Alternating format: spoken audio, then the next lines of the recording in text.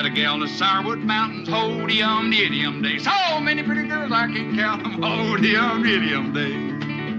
Now I got a gal that lives in the holler, ho-de-um-de-de-um-day. She won't come and I won't call her, ho-de-um-de-de-um-day. Tall and slim, she sure is a dandy, ho-de-um-de-de-um-day. Them lips are sweet as sugar candy, ho-de-um-de-de-um-day.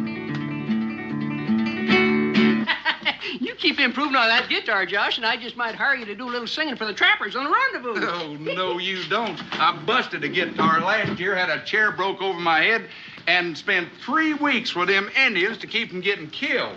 Well, that's what you got for jumping up and yelling you could whip any man in Kentucky. I didn't say I'll whip any man. I said any woman, and somebody didn't hear me right. Well, cheers. Women, aren't you going to wait and see if you got any mail? Where I'm from, I don't know anybody that can write.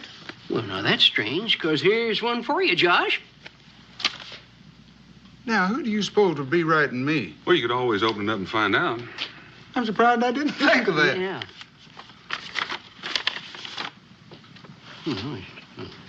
What do you know about that? What do you know about what? How do you expect us to know anything when we haven't had a chance to read it yet? Daniel, look at that. Mr. Josh Clements, dear sir. As executor for the estate of the late Langston Clements, it's my pleasure to inform you that you have been named as the sole beneficiary in his will. I would appreciate if you would call at my office at your earliest convenience in order that the transfer of certain properties to your name may be accomplished. Sincerely yours, Marcus Whitmore. Is this the rich uncle you've been talking about? Yeah, but I don't understand that. Why he mentioned me in his will, I don't know. Nicest thing he ever said to me was ne'er-do-well or... Just how rich did you say your Uncle Langston was? I don't know. For sure. But the last time I visited him, I'll tell you this, he owned a goodly portion of Virginia. Well, now, seeing as how you come in all this money, don't you think maybe you could pay me that $50 you owe me? Cincinnati's $50 is about all I got in the world right now. I got to go to Salem, check out that will. I got to live somewhere while I'm there. Now, would you want a wealthy man like me sleeping in a livery stable? Putting on airs. He ain't even been rich 5 minutes yet. You know, Daniel, by the time he gets back from Salem, he won't even be speaking to us common folk. Now, you know me better than that. I'm not the kind of fellow that forgets my friends. Yeah, well, I ain't the kind of a man that forgets $50. That's for sure. You know what? When I get back, I might buy Kentucky and give you half of it, just to show my appreciation, Cincinnati.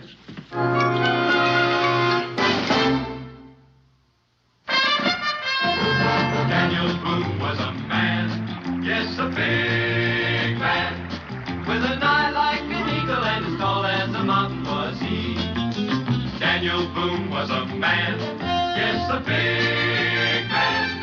He was brave, he was fearless, and as tough as a mighty old tree. From the coonskin cap on the top of old Dan to the heel of his rawhide shoe, the rippinest, roaringest, fightingest man the frontier ever knew. Daniel Boone was a man, yes, a big man, and he fought for America to make all Americans free. What a Boone was to do and what a clean commander was he.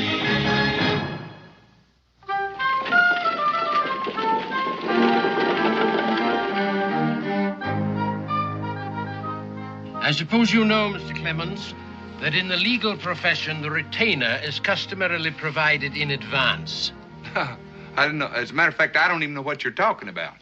My fee, Mr. Clements, in this case, a trifling matter of, shall we say, $50.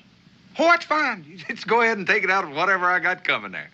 Now, look here, Mr. Clements, I have spent a great deal of time settling this estate. I intend to be paid for it, or your case will be thrown into probate. I will take the $50 now. Well, that pay in advance, that's kind of like buying a pig in a poke, ain't it? You've heard my conditions, Mr. Clements. Well...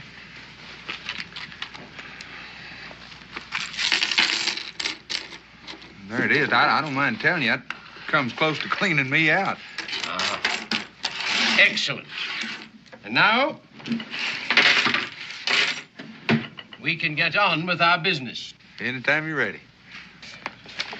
The last will and testament of Langston Clements.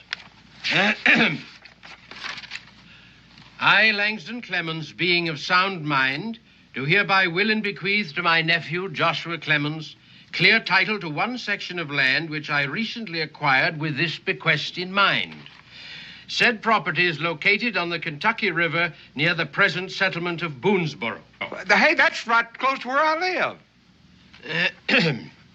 To the best of my knowledge, my nephew has spent his life in a most carefree fashion and in avoiding honest toil. As a consequence, he has none of the skills which might make him a man of honest substance. To remedy this lack of knowledge, I also bequeath to him the ownership of my most trusted slave, one Jonah Wills, who will instruct and counsel in all matters pertaining to the land, the construction of the manor house, and the conduct of same, toward the end that my nephew shall belatedly achieve and maintain a position of importance and respect in the community. Well, if my uncle plans on me starting farming, it seems to me that he ain't quite as sound of mind as it said he was up the top there. Go ahead. That's all. That's all?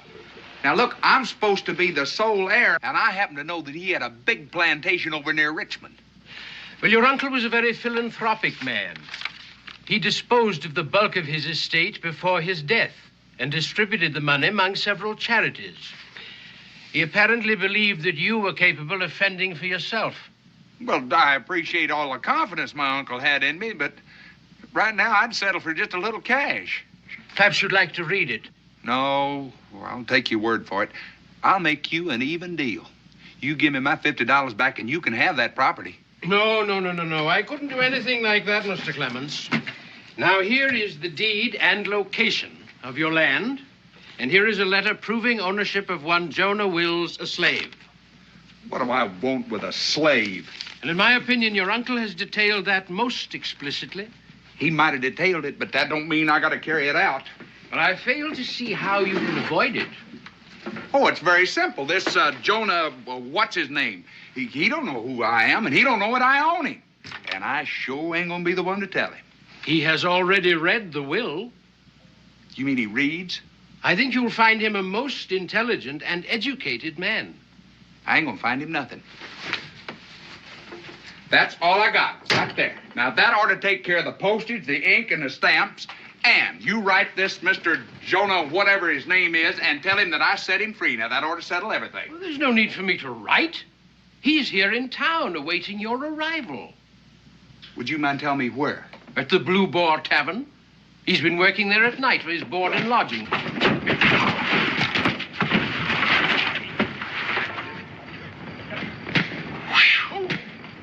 Was anybody in there alive?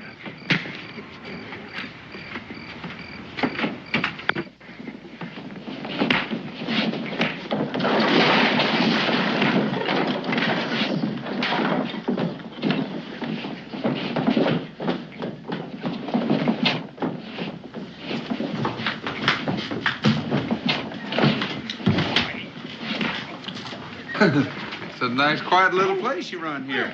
Yeah, I know. Yeah, it's in a real slow night. Sometimes there's a lot of action going on. Oh, I'll bet you do. Yeah? What are they fighting about? Old bouncers just throwing out a couple of deadbeats that couldn't pay their bills. You don't mean to tell me one man's going to throw them three out? 3? There were 5 to begin with. He's already thrown 2 out. Yeah, they passed me as I was starting in. Ah, yes. What's your pleasure, stranger? Huh? What can I do for you? Oh, I'm looking for a man named Jonah Wills. Somebody said he worked around here. He's working now. Would you mind telling me where? No, right behind you.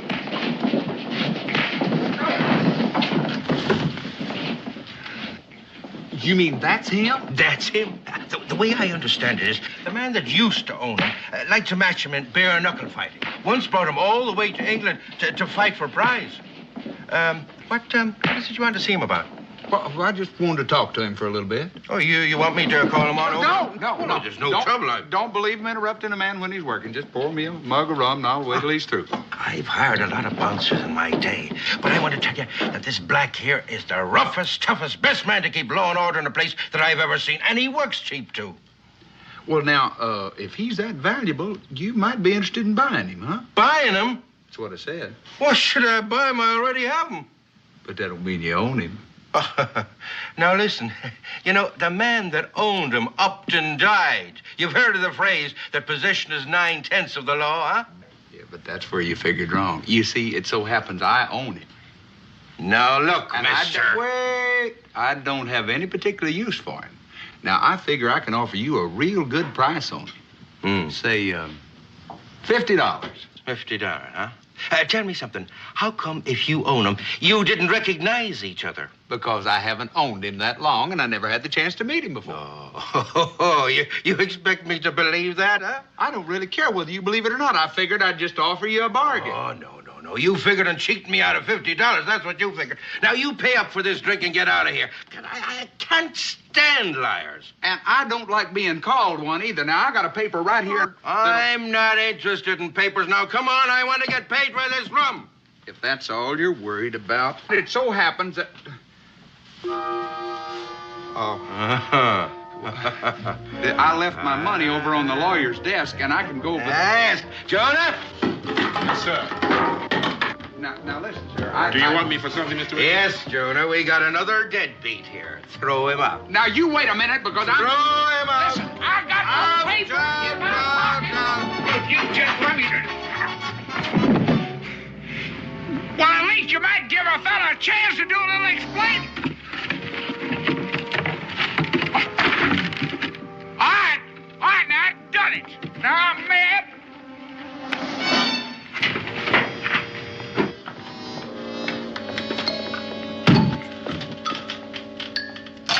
Jonah, he's back here. Now, wait a minute.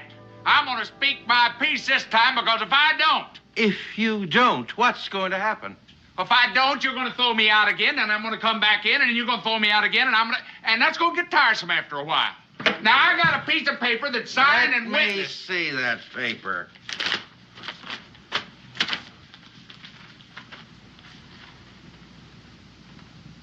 Yeah, it looks like the real thing, Mr. Clements. You believe it's a real thing. Oh, you're Mr. Josh. I recognize the resemblance now. Well, it'd have been a whole lot better for me if you'd have noticed that a little earlier. I've been waiting for you for a whole month. Well, it took a month to get this letter, and right now I wish I'd never gotten it. I'll get my belongings. But wait a minute, that might not be necessary. Now, if you give me that mug of rum. What mug of rum? The one I got throwed out for. I didn't get the chance to finish it. Oh, listen here, Sonny. You ain't paid for it yet. Well, the way I got it figured, if I went to all the trouble to get thrown out because I didn't have the money to pay for it, I got a right to drink it. Well, I figured that you still owe me for the mug of rum, huh? All right. Well, you're just going to have to throw me out of here again. And don't look to Jonah, because he don't work here no more. This time, it's going to be my Now, pleasure. wait. Ho. Listen, I told you that Jonah was up for sale. Now, I'm a fair man, and I'm willing to take the price of the drink off of the purchase price. Oh, that's very big of you. $50, did you say? That's what I said. It's a deal. It's a pleasure doing business with you. I hate to spoil your pleasure, Mr. Josh, but did you read that paper saying I belong to you? Of course I read it. Then read it again. Mr. Langston figured you'd try to resell me on the market, so he put a clause in there saying that you can't resell me.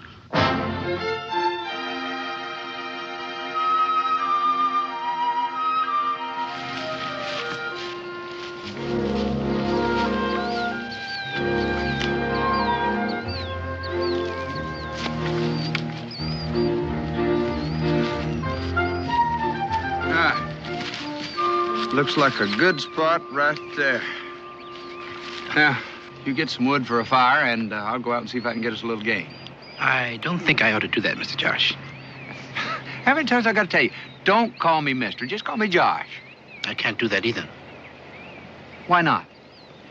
Because that's just not done. If I were to call you by your first name, it wouldn't show the proper amount of respect. I didn't ask you to respect me, just asked you to build a fire. And like I said, I don't think I ought to. I'm waiting. Waiting for what? I'm waiting for you to tell me why you can't build a fire. It's one of those things you'll simply have to understand. Here, I am your body servant. As your body servant, I have certain duties to perform. Building fires is not one of them. Well, as of now, it's a duty you just took over. You certainly have a lot to learn. You build the fire, and I'll get the meat. After supper, I'll start teaching you. Teaching me what? How to act when you own a slave. Excuse me.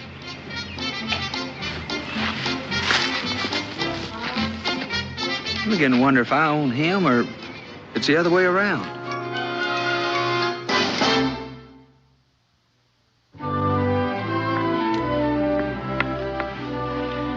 Now, the first thing you'll have to learn that there are different kinds of slaves. There's the field hands and the household help and the coachmen and the groomers and the stable boys. Then there's the body servants and the supervisors. Now, as a slave owner, you can't make one slave do another kind's work.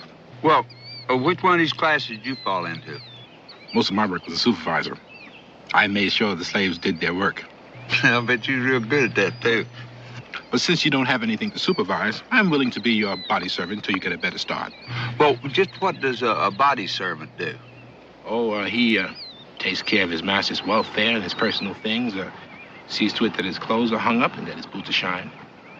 Oh, you gonna be worked to death. Seeing as how this is all the clothes I got, and I ain't never had a pair of shiny boots. Well, then I'll save up my strength until you get richer. You might have pretty good weight. I've got a lot of patience. Well, my patience is wearing a little bit thin. So why don't you just go your way and I'll go mine? I'll just cut you loose and go. No, I can't let you do that. That's plain ridiculous. You're used to living in a big fancy house, servants looking out after you. And all I got's that little old cabin down on the creek, and I don't even stay there very much. I'll admit it doesn't sound like the things I'm used to. Oh, there's one other thing you've got to know. A good slave is loyal, sort of cold amongst a slave. And then there's Mr. Langston. Before he died, I promised him that I'd take care of you. So you see, I just can't leave you. Do you mind if I ask one more question? Who's going to support the two of us? That's your responsibility. I give you my loyalty. You see that I'm fed and housed. Boy, you got a real good deal going for you. You know what? You know, I hate to bring this up, but somebody's got to do these dishes, and I don't suppose that comes under the duty of a body servant, does it? No, that's for the household help. But to show you how loyal I am, I'm going to break all the rules, and we can each do our own. That's very decent of you.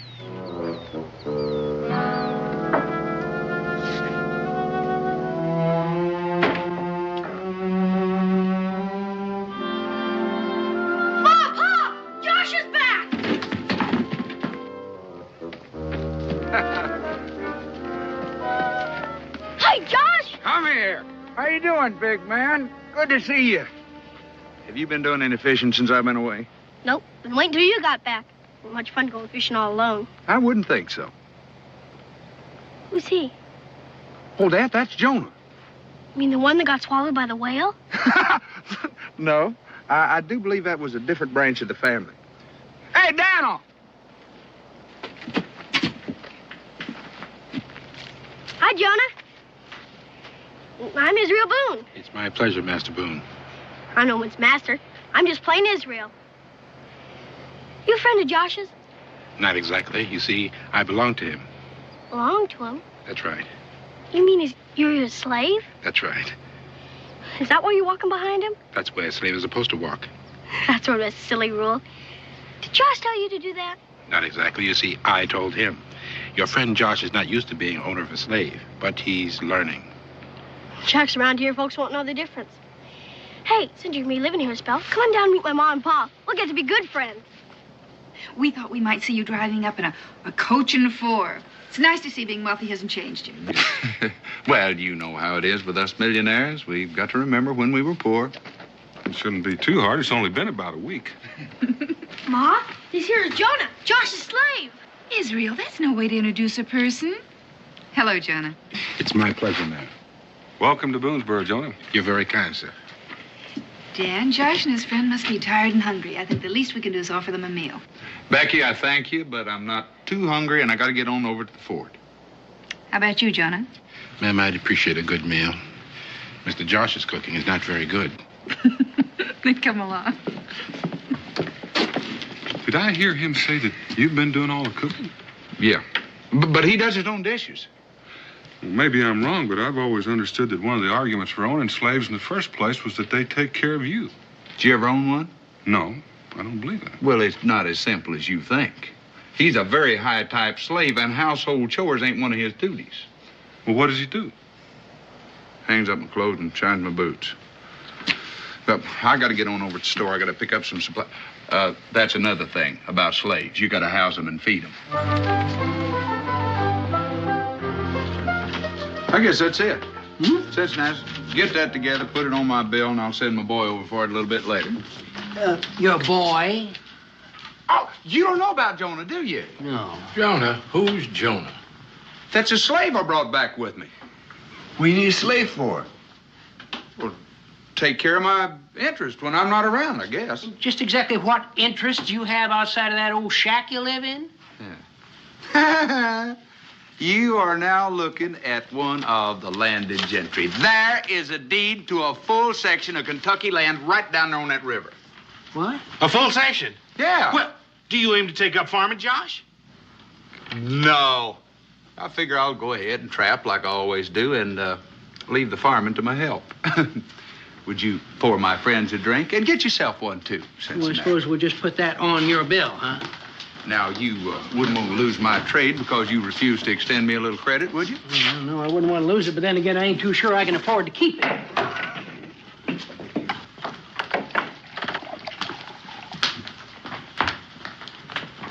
Well, now, what can I do for you?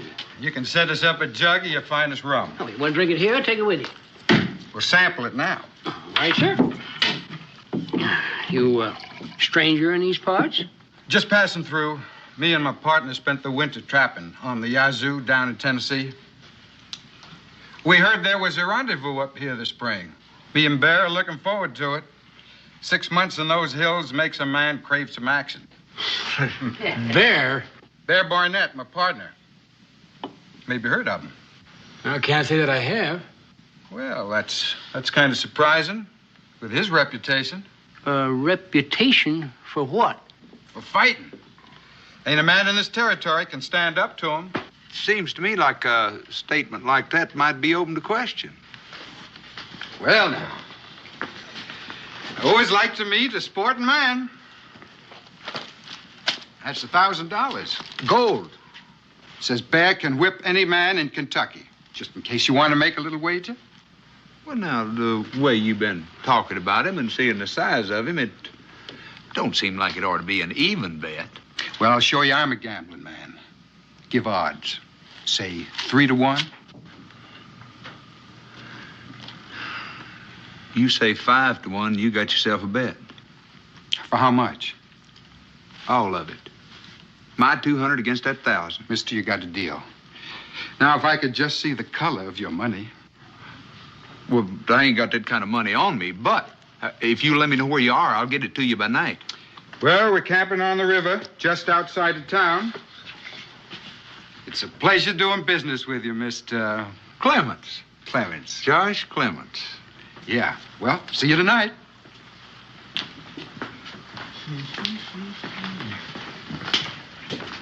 Oh, when's this fight going to take place? How about the first day of the rendezvous? Now, that way everybody can get in on the fun. Like I said, it's a pleasure.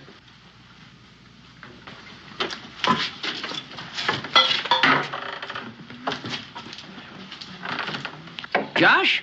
Mr. Clements, let me ask you a question. Now, if you got enough cash to take this man's bet, then how about the money you owe me? I can explain that. I didn't really make that bet for me. Well, who you betting for? The 4 of you. Look, I'm your good friend. I couldn't stand to see you miss out on all that easy money. You mean you want us to put up our money? At 5 to 1 odds, you can't afford not to. Well, it seems to me he's pretty quick in picking up them odds. It looked to me like he was leading you into that betting. It looked like he was leading, but I was the one doing the leading. Well, who's going to do the fighting? Jonah. Yeah, but can he fight? Can he fight? You take my word for it. That's the roughest man. He cleaned out a bar one night quicker than you could by hollering fire. Now, that don't prove nothing. Besides that, My uncle used to match him, took him all the way to England to fight for prize. Look, it's only $50 apiece. Well, I reckon I can afford that. I still got some trapping money left. Let me ask you, just how do you cut in on this, Josh? I was coming to that. $50 apiece. 40 for you, 10 for me. Oh, now, wait a minute. Come on. Now, that's my deal. Now, you can take it or leave it. Look, I'm entitled to something. After all, I own the fighter. Well, now, sounds fair enough to me. You know, as long as you guarantee that he'll win. I'll show you how much faith I got in it. Look, that's the deed to the property. I'll sign it over to you. If Jonah loses, then at least you got a piece of land. Fair enough. Yep.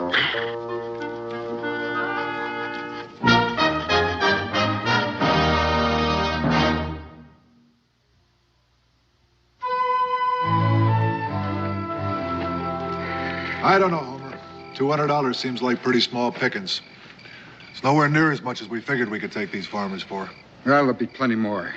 When the trappers start coming in and taking on the liquor, there'll be plenty of challenges and at better odds. Just don't make it look too easy. Take a few falls. They'll all think they can whip you.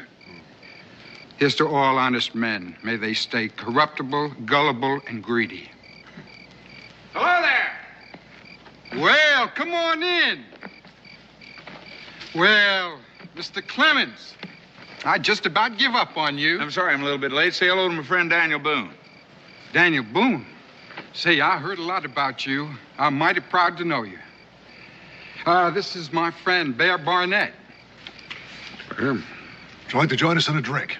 Oh, I think we better not. I just came over here to bring you the money. Didn't want you to think I backed out on it. You can count it if you want to. Oh, no need for that. I never give a thought to you not showing up. Well, I guess this seals the deal. Well, almost. It's not that I don't trust you, but I figured we both might sleep better if we had somebody to hold the bet. So I figured Daniel here. Why, sure. I'll just go get my money.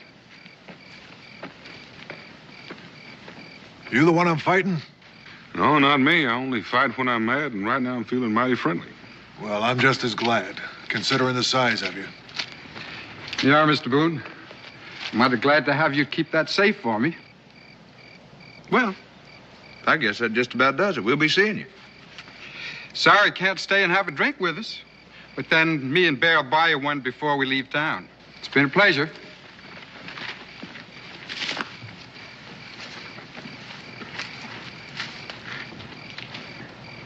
Homer, you think it was smart handing over all that money? To Boone? He runs this territory. Letting him hold stakes just goes to prove we're honest. Josh, I don't know what you're getting into, but I'll tell you one thing. Those two are not trappers. I figured that.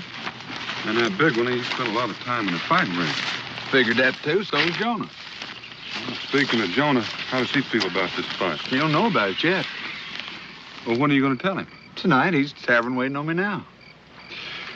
Josh, I don't want to pry, but do you mind telling me why you got mixed up in something like this? Daniel, you're the only one I'd tell this, but an uncle of mine didn't leave me money like I expected. And, well, he gave it all away before he died. Only thing I wound up with was that land in Jonah. And I had to figure out some way to pay Cincinnatus what I owe him and keep on eating for a little while. Well, Cincinnatus would have carried you if you knew what the story was. I know it. I just don't want to be indebted. And besides, I figure I'll be all clear within a week. Well, for your sake, Josh, I hope you're right. But if you're wrong, you could wind up in an awful lot of trouble. Wrong? What could go wrong? The way I got it figured, I'm going to be kind of ashamed to take the money. I'm sorry you didn't ask me, Mr. Josh, because then I could have told you I won't fight him. I didn't have time. I had to get that bet cut. What did you say? I won't fight him. Now, I'm just going to pretend that I didn't hear you right. Well, you can pretend all you want to, because the next time you ask me, the answer's going to be the same. I don't suppose you'd mind telling me why. Because it doesn't come under the headings of the duties of what I'm supposed to do. Now, wait a minute. Now, you told me as a body slave, you're supposed to look out for my welfare. That's what I said. Well, You don't know how much welfare I got riding on this match. There's no point in arguing, Mr. Josh. The answer is the same. I won't fight him. Jonah, you can't do this to me. You didn't see fit to consult me. I don't see where I'm to blame. If you're in trouble, it's not my fault, it's yours. Now, if you're through asking me questions, I'll pick up the supplies and go back to the cabin.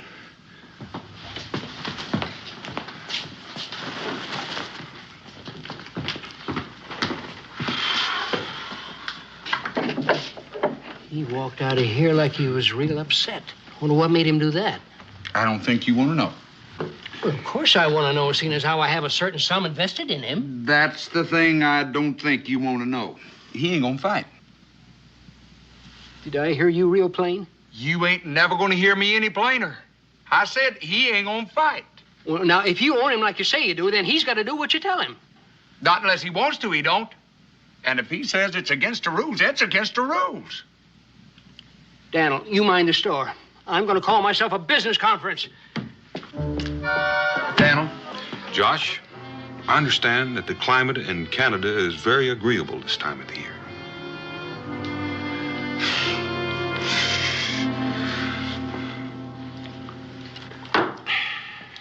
We talked it over on the way.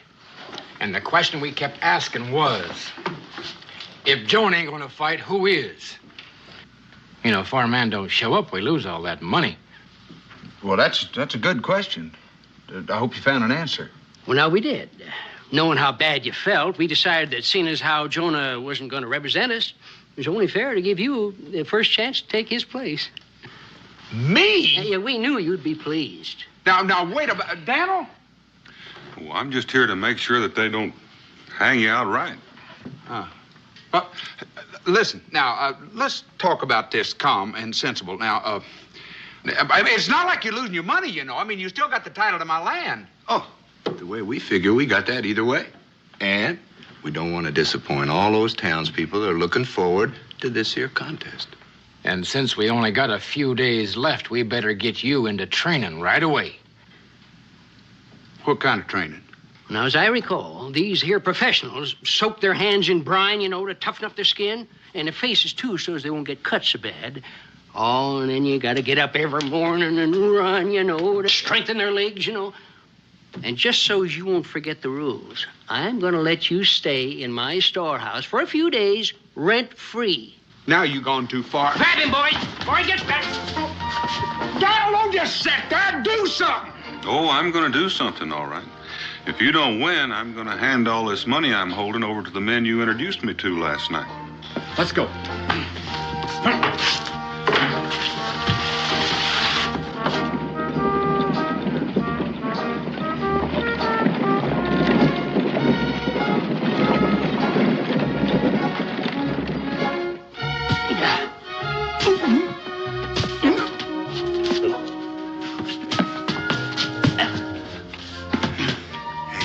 Real pert for a fella his age.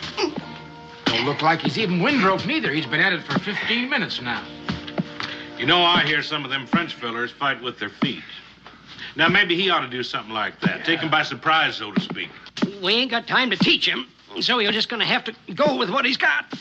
Plain old hitting and kicking and scratching and gouging, huh? Scratching and gouging? You got to be out of your mind. Them last two is out. They ain't sportsmanlike. Sorry about that, Josh. Me and my big mouth.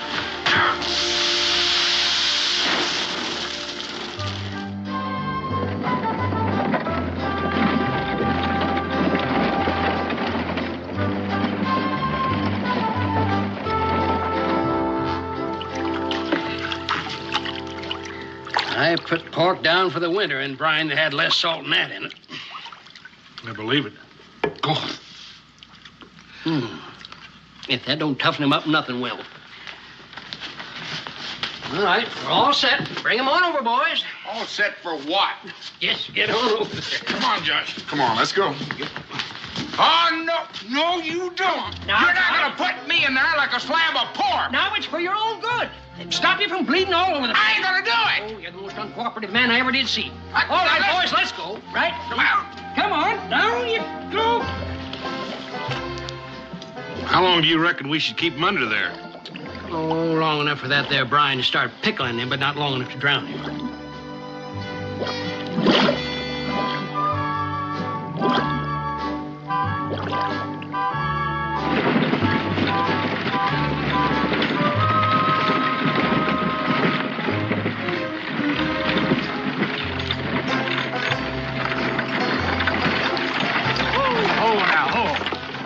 knows he's heading for the water again. Get him out of there before it founders.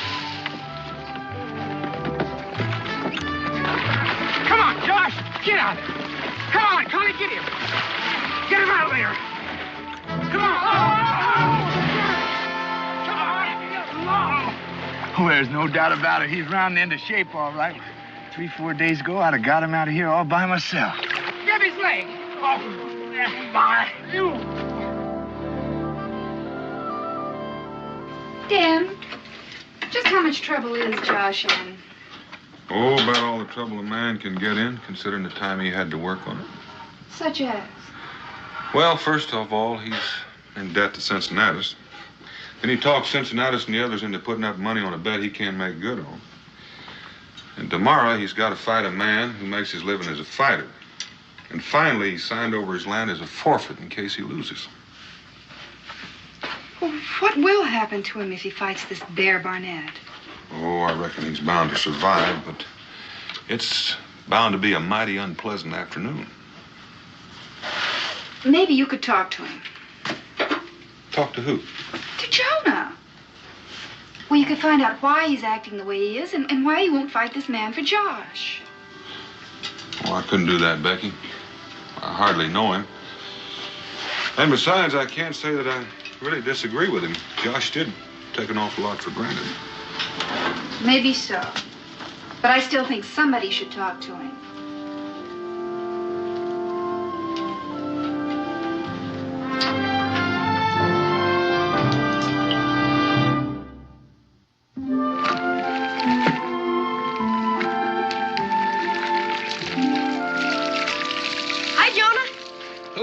Israel. I came to ask if you'd like to go fishing with me. No, I haven't been fishing in a long time. I expect I almost forgotten how to by now. I could teach you. You see, my ma doesn't like me to go too near the river by myself. Josh used to take me, but he's been too busy lately. Has he? I hadn't heard. Hadn't heard? No. The Josh doesn't come home lately. And I don't get much company here. I guess folks don't think about associating with a slave. Maybe because it's what you did to Josh. What I did to him? Sure. You wouldn't fight when he was dependent on you. Why won't you fight, Jonah? Are you as scared of Bear Barnett? No, I am not as scared of Bear Barnett. Then why? Well, you see, it's hard to explain. Mr. Josh's uncle left me his responsibility to take care of him, to show him how to till the land, plant the crop. And if I'd have gone on and accepted that fight so he'd win the money, he would have gone on being shiftless and fiddle-footed. All the man thinks about is making easy money. If that's true, why is he going to fight Bear Barnett himself? What? The boss says he might live through it. Man can be too pleasant. Well, why does he want to do that? Because he spent all his money getting that will settled. So he didn't have anything left to pay Cincinnatus what he owed him. Well, he didn't tell me that. That ain't all of it. When he was making that match with Bear, there's some other people betting on you, too. Because Josh told him to. So he signed over his land. So no one would lose anything on account of him. Well, he can't do that. His claim to the land is like his claim on me. He can't transfer a title to it. Well, then, Bear Barnett don't kill him. Cincinnatus and the others will. See you later, Jonah. Oh, yeah.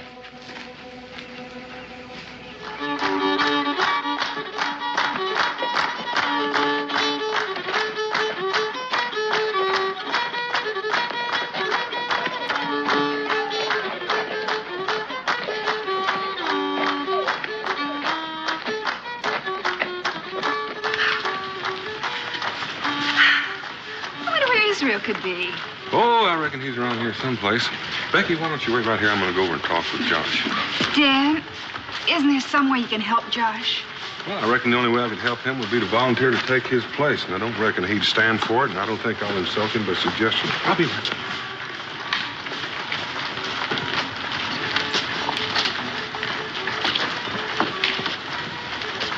Well, Josh, how do you feel? Like a Christian just before somebody fed him to a lion. Well, you can always play it smart. Let him hit you once, then just stay down. You know I can't do that. I've had a lot of time to think since I've been locked up in there. Anything I get, I brought on myself. Only way I'd whip that bear is if he had a heart attack. But there ain't nobody gonna say I didn't try. Well, I didn't figure you'd be sensible about it, and I don't reckon I would be either if I were in your place.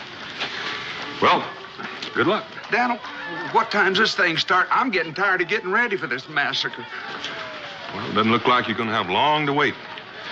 Sure wish I could do something for you. There is. You can tell that fiddle player to stop playing for a dance and see if he knows anything for a funeral.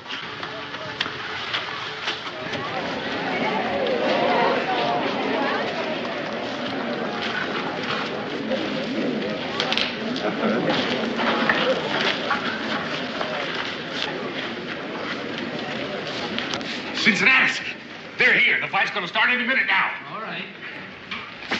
Hey, drink up, gents. This establishment's closed till the war is over. Let's get him.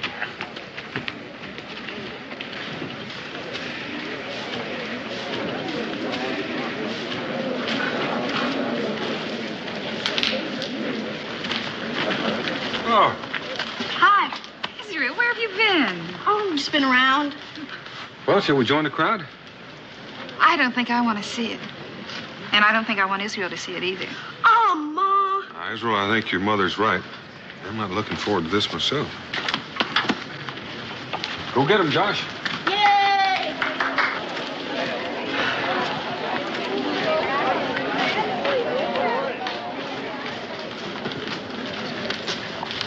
Josh, get down. You can do it. Don't let him scare you. Go get him, Josh. Come on, Josh. Now, come on. No, just don't let him lay his hands on you. If you can't outfight him, you can always outrun him. Come on, now get in. Get under those ropes, boy.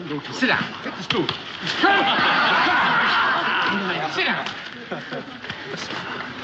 You know, that bear is a mean-looking man. In spite of what he done to us, I still feel sorry for Josh. Listen, do you think we should put a stop to this? Oh, if we tried that, the crowd would kill us. Now, let's get with it.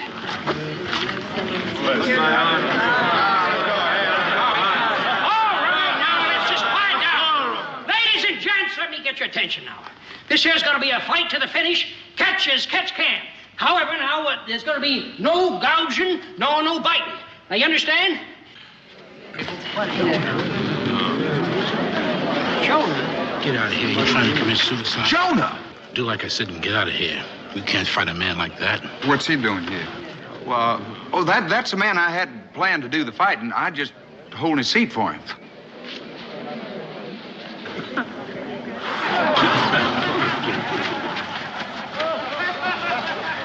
Why do you suppose Jonah changed his mind? I don't know, but I'm sure glad he did. I don't think I could have stood it just standing here and watching old Josh get killed.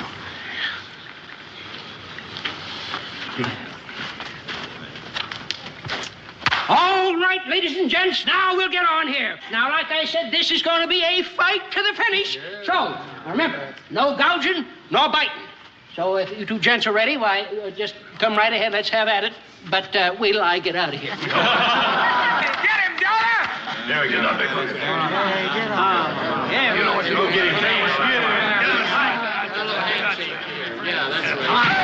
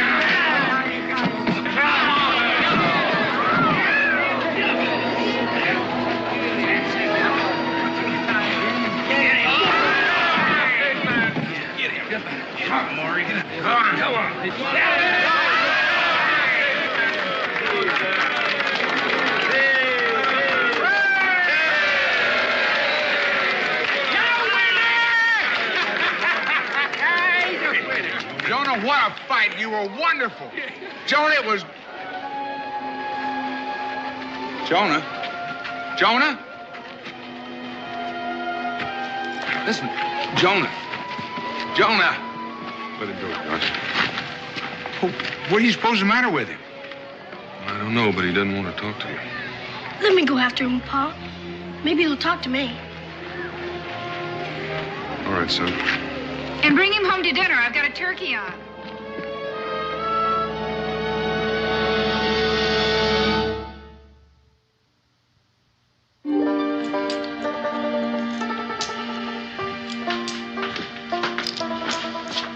Why are you looking so downhearted? Just thinking what a fool I've been. No wonder Jonah won't speak to me. Well, here, try a little of this. If this doesn't cheer you up, you're in a real bad way.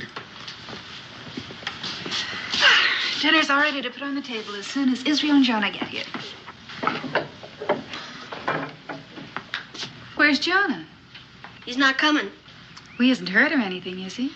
Nope, he's going away. Going where? He didn't say. He's just leaving. Well, why would he do a thing like that? Because he thinks he's a failure. Because he can't keep his promise to your uncle about helping you with the land.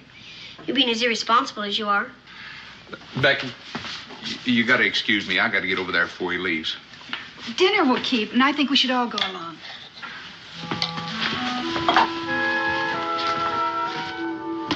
You, going to leave before I even had a chance to say thank you, huh? Thank me for what?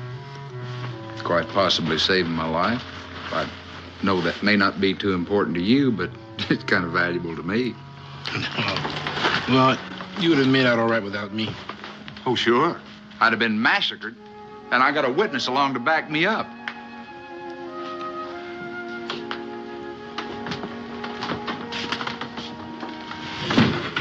Why are you leaving, Jonah? Mr. Boone, I gave my word on something I couldn't make good on. It was a mistake for me to interfere in Mr. Josh's life. Man has to live with his mistakes, but I never heard where he had to live in the same house with them. It's not your mistake, Jonah. It's Uncle Langston's. He's a good man. He meant well, but he's got no right to dictate to anybody how they're going to live. Me, a planter? If I was going to be a planter, I'd have been a planter a long time ago. Guess I found that out. I'm not finished yet. I'm not the only mistake he made. You're the other one. Served him all your life. He had no right to ask you to serve him after he'd done cashed in his chips. And of all things, being a slave to somebody like me. Now, does that make sense or not? Well, it makes sense. So, as of right now, you're not serving anybody but yourself. Because you're free. I'm setting you free, and I'm going to find a paper that'll make it legal. Mr. Josh, Furthermore, you now own one section of Kentucky land.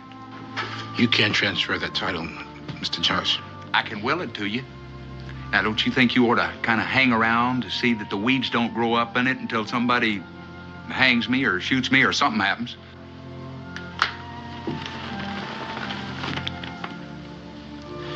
Mr. Josh. Last thing. Don't call me Mister anymore. That's all I got to say, Jones.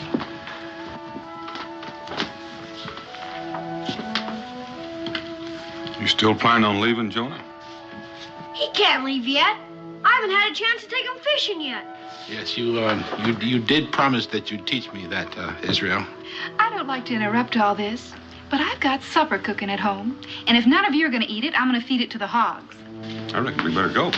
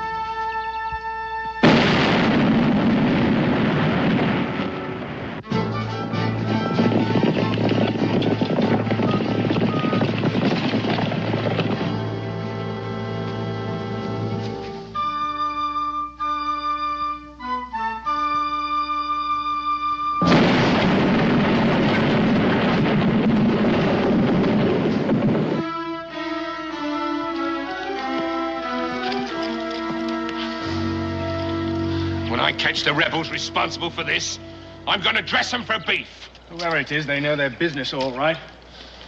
This is the third one they've snatched right out of our hands. The fourth, Corporal Barnes, the fourth, and it better be the last, because there's only one more left. Williams! Report to headquarters. Tell the colonel he'll have to cross the gorge above Hunter's Point, over the suspension bridge. Suspension bridge? I never heard of it. Let's hope the rebels haven't heard of it either. According to reports, it's falling apart. And if we're going to get there, Corporal Barnes, before they blow it up, we'd better get moving. Right. On the double. This way, lads.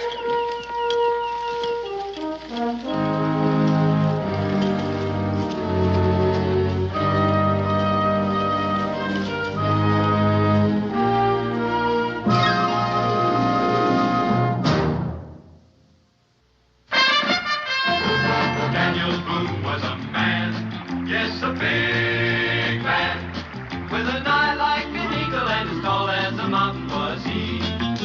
Daniel Boone was a man, yes, a big man. He was brave, he was fearless, and as tough as a mighty old tree.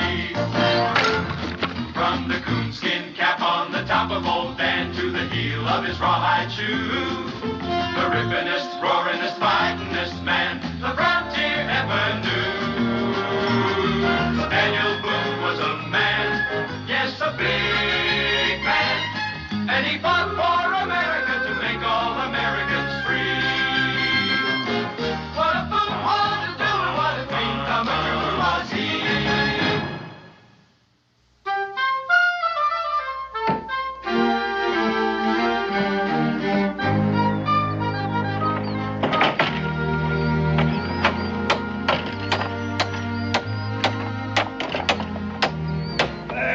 That's got it. Well, I guess that does it for the braces and supports, Pa. As soon as we get some planking and those loose rails fixed, she'll be as good as new. Looks better than it did last year at this time. We could never manage without it. Hey, Clint, remember the first time you crossed it, took a safety line over? With you and Pa holding that anchor rope around my waist? Well, I don't want to try that again. Well, you said you weren't scared. Well, the only reason I did it was because I knew if I didn't, you were bound to have a try at it. You know, Pa, we could charge a toll for crossing it. Help to pay us back for labor and material. Oh, no. Anyone wants to cross, they're welcome to it. I don't aim to make any money out of anybody's need. Now, come on, help me pick up these tools. You can bring a couple of more loads across before summertime. All right, let's get this up here, kid. In there. All right, you take the lumber, I'll take the keg of nails. Okay.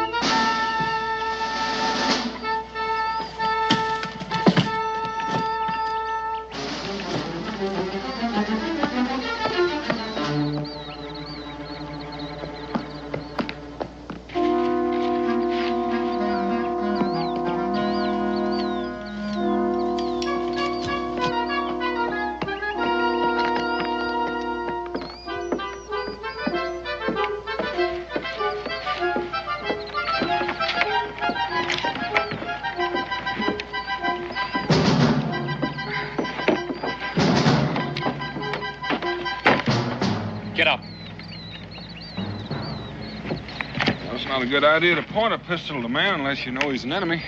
How do I know you're not? How do you know I am? I'll let my father decide that. This bridge is private property, mister. Now pick up your gear and move.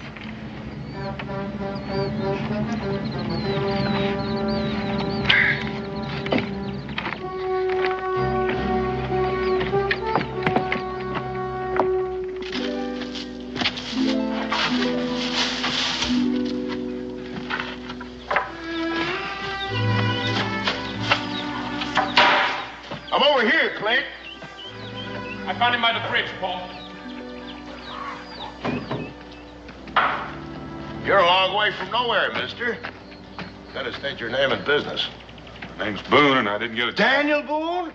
That's right.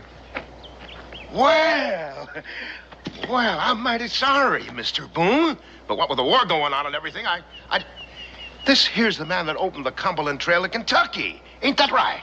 I reckon so. We might not even be here but for him. My name's Bickford, Mr. Boone. This here's my two boys, Paul and Clint. Howdy, Mr. Boone. Sure, I'm sorry, Mr. Boone, for back there. It's all right, son. No harm done. Mr. Bickford, I need to talk to you. Why, sure, sir. Go right ahead. Well, I didn't happen up here just by chance. I'm here on Army business. Well, how come you're not in a uniform? Well, I'm not in the Army, but I have papers authorizing me to carry out my orders. Well, what do the Army orders have to do with me, sir? Possibly quite a bit. You may not know it, but there's a British regiment on its way up here now. How does that concern us? British intend to burn all the outposts, destroy all the forts. My orders are to see that they don't come across to this side of the gorge. Well, I don't know much about military matters, Mr. Boone, but I know I can think a heap better over a cup of coffee. Come on.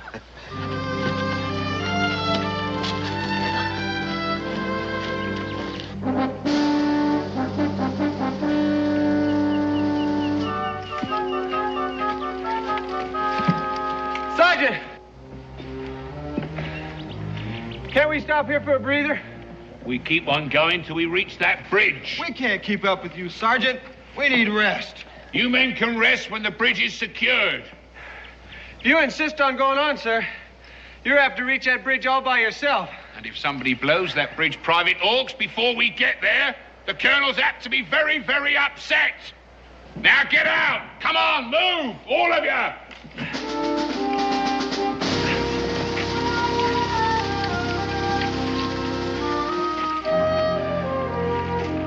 Your bridge is the only one left standing in 100 miles. We've blown up all the rest.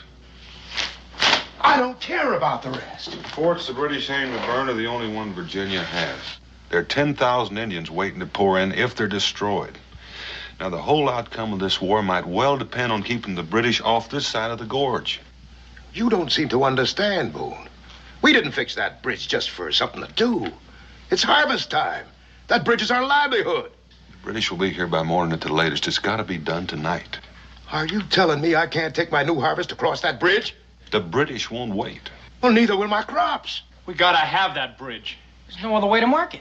Why, when we come out here, that bridge was good for nothing but stump wood. We made it into something. I appreciate the fix you're in, but it's Army orders. Army? What do I care about the Army? What's the Army ever done for me? They're fighting your war for you. Oh, no, you're not going to drag us into this, Boone. Oh, no. I got a war of my own. I've got a war with nature and the land.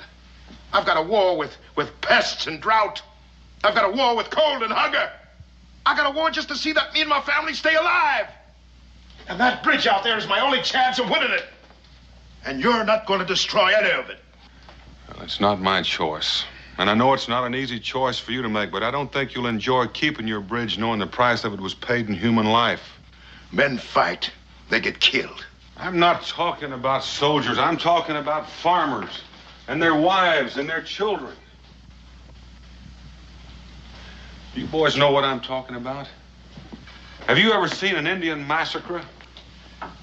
Or rather, what's left of one? Well, I have, and it's not a very pretty sight.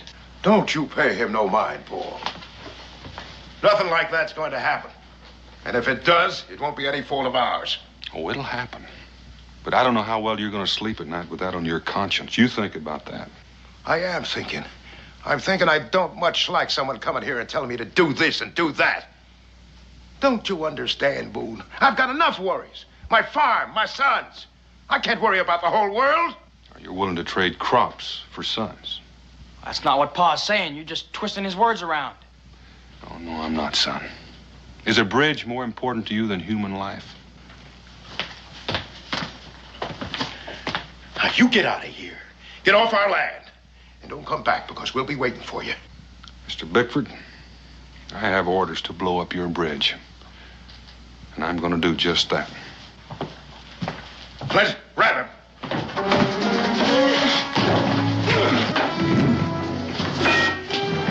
Grab him! Grab him, Clint! Let's go. Why don't you open up the cellar door?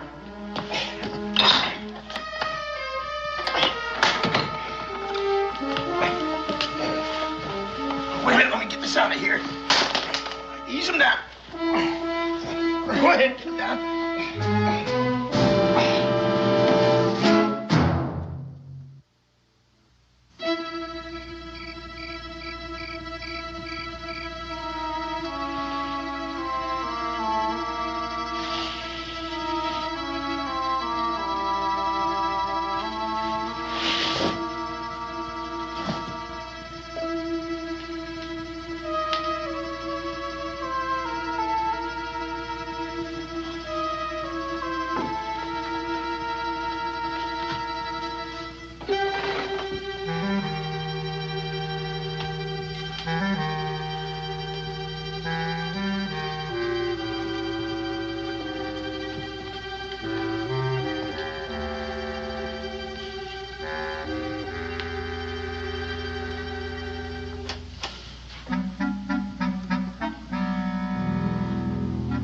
Supper's on.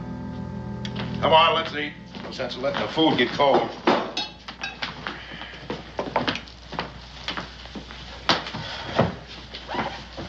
Don't you worry about Boone. He'll be all right. We thank the old Lord for watching over this house, for giving us the courage to persevere, and for blessing us after all these years with good crops. Amen. Eat your food, boy. I'm not very hungry, Pa. You will be tomorrow when we start harvesting. You know, Pa, I've been thinking. About what? Well, about things. About things, hmm? Pass potatoes. Well, about what Mr. Boone was saying. Forget Mr. Boone. He didn't say anything worth thinking on. How can I forget him when we got him prisoner? And besides, I just think he was getting at something. Something important. Did you now? Pa's right, Paul. Boone was just running on, saying what he thinks. That don't mean we have to think the same. Yeah, but I never heard the war talked about that way before. I mean, I never did worry about anybody else's stakes in it except our own. A man wants to survive out here. That's all he better worry about, son. But crops for lives? Would you really want that on your conscience? Now, if I was you, I wouldn't be so quick to listen to Mr. Boone. It's easy enough for him to come here and tell us what our problems are and how to solve them. But he can just walk away after it's all over. Well, we gotta live here and take what comes. You're too young to remember. We had a good crop once, ready for harvesting. And what happens? Neighbors' cows broke through the fence and trampled the crops. What they didn't trample, they ate. Now, what did neighbors do about that? They just said, we're sorry. Just like Mr. Boone. They gave us half a side of beef. Half a side of beef. Had a scratch to make it through that winter. What do you think we came out here for, Paul? I know, to get away from people, to have some peace. Get away from the war, I reckon. But it seems like the war's come to us now. And maybe it's like Mr. Boone said, there's just no way for us to stay shut of it. Mr. Boone! Mr. Boone! I tell you, it's not our fight. And I have to see that we don't have any part of it. Well, you always used to say us settlers had to stick together if we were ever going to be free. If there's ever going to be a really good country here. Well, what's the use of being free if you're hungry? If you're not free, you shouldn't even be here. Now, this is the gratitude I get. Not a thing I ever did wasn't for you boys. And now the first stranger comes along, you start repeating them as if he was the only man on earth who knew anything. I was only asking some questions, Pa. Don't ask any questions.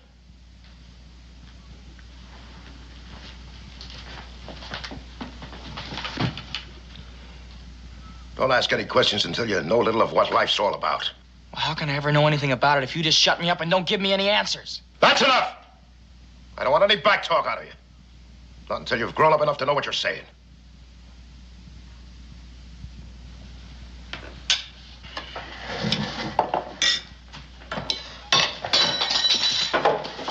Where do you think you're going? I have a little talk with Paul. You didn't have to be so hard on him. Well, let him simmer down for a while. If I'm not hard on him, how is he going to learn? Life is going to be hard on him. Like it is hard on all of us. He hasn't grown up enough yet to start passing judgment on his father. He wasn't passing judgment on you, Paul. He was just trying to sort things out for himself. You always said before a boy becomes a man, he's got to do that. Oh, this is different. What we're talking about is something else again here. Well, maybe that's so, but I still think that... Don't argue with me. I wasn't arguing with you, Pa. Maybe Boone had a thought there. Oh, about the situation. Now, don't you give me any trouble. I know I'm doing the right thing. You know, anything you do is going to be the right thing with me, Pa. Still, it don't set easy with me. Keeping Boone prisoner. For 2 or 3 days?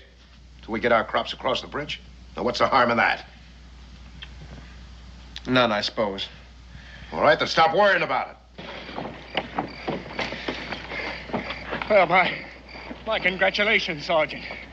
I may never be the same again, but it seems like this time we beat the rebels. We haven't beaten them until the regiment crosses to the other side. Now, I want all you men to stay alert and keep a sharp eye on this bridge. Is it all right if we rest while we're doing it, Sergeant? You'll stay alert, Corporal, by walking your post until the regiment comes. Another few hours won't kill you. You Hawks and you Carpenter, keep your stations here. I want this side of the bridge secured. The rest of you follow me.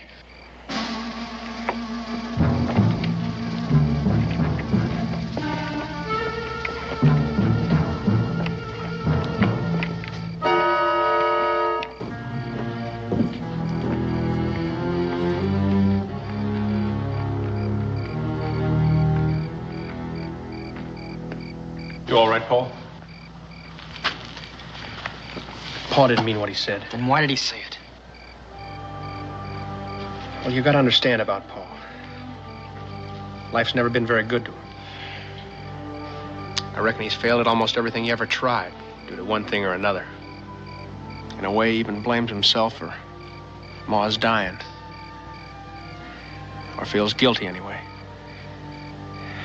Because she never had the things he thought she ought to have. Can you understand that, Paul? I reckon I can. That's why the bridge is so important to him. 'Cause we got a good crop this year. And if you look at it one way, that bridge could be the difference between success and failure. And I reckon he just can't bear the thought of losing out again. You think he's right in what he's doing, Clint? He thinks he is. And I reckon when it comes right down to cases, a man's got to act according to his own lights. No matter who gets hurt. That's the hardest thing about making up your own mind. Well, Pa's got his mind made up. So it seems. But you're not too sure about yourself. What makes you think I'm not? You stand there and tell me about how I got to understand the way Pa thinks. Only it's not me you're trying to convince. It's you. You know, for someone who's not grown up yet, some of the things you say make quite a bit of sense. No, you're just trying to make me feel better. Maybe. The question is, do you? You know, Clint, I always feel good when I talk to you. Good enough to eat your supper? Yeah, I guess even good enough for that. You go in the house and eat. I'll go help Pa in the barn.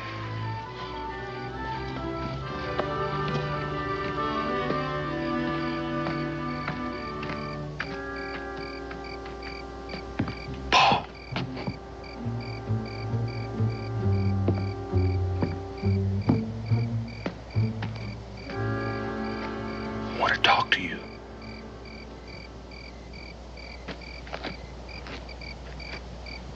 What about? Well, I'm sorry I brought up things that made trouble between you and your pa. Wasn't no trouble. Oh, I thought, Don't matter what you thought. My pa's always known what's best. well, maybe but things might be different this time. Wow. Well, look at it this way. Your pa may think he's being neutral, but by helping the British, well, it's plain to see what it adds up to. He might be called a traitor. You don't know what you're talking about. My pa's no traitor. I'm sure he doesn't mean to be, but that's what it adds up to. And by your helping him, that makes you one, too. I know what you're trying to do. I'm trying to get you to keep your father from becoming a murderer. A murderer? Paul, what do you figure he's going to do about me? I don't know. Let you go, I guess, when he thinks it's safe. He lets me loose. He knows the Continental Army gets wind of what he's done here. He'll be hanged as a traitor. That leaves only one thing for him to do, to kill me. He couldn't. Paul, when a man wades deep enough into a river and the current gets at him, it'll carry him away whether he likes it or not. Hey, you there.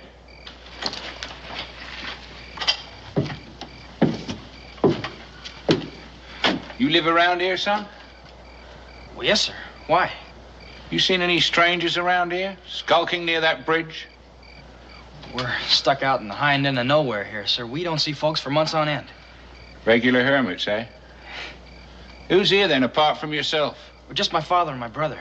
They're bedding down the animals. Can't get them, son. Right, lads, let's have a look inside.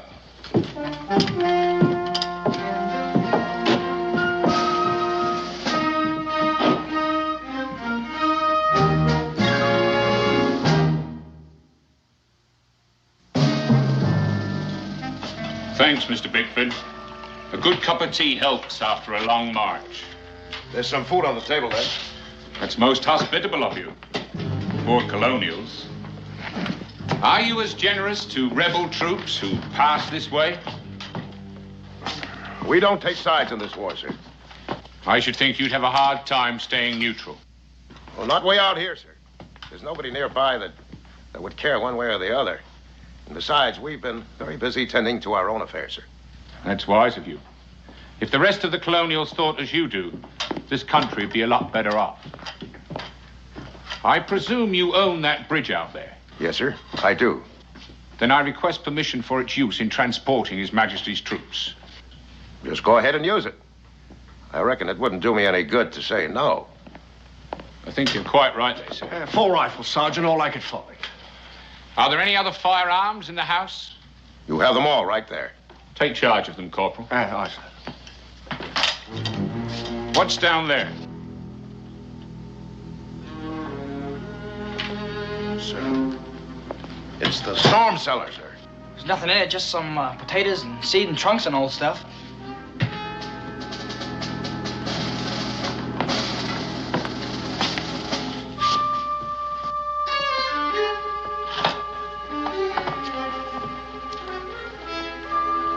Hey, wait a minute, Sergeant.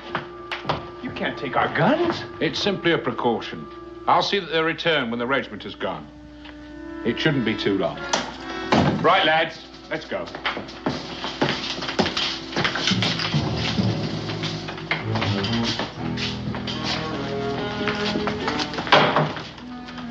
Well, that was close. Well, now we can forget about the British.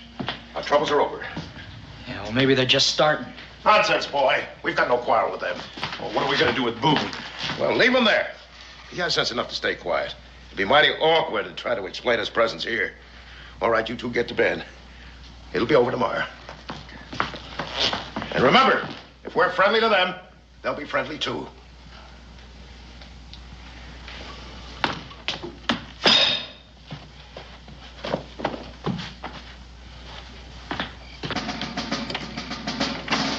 Sentry?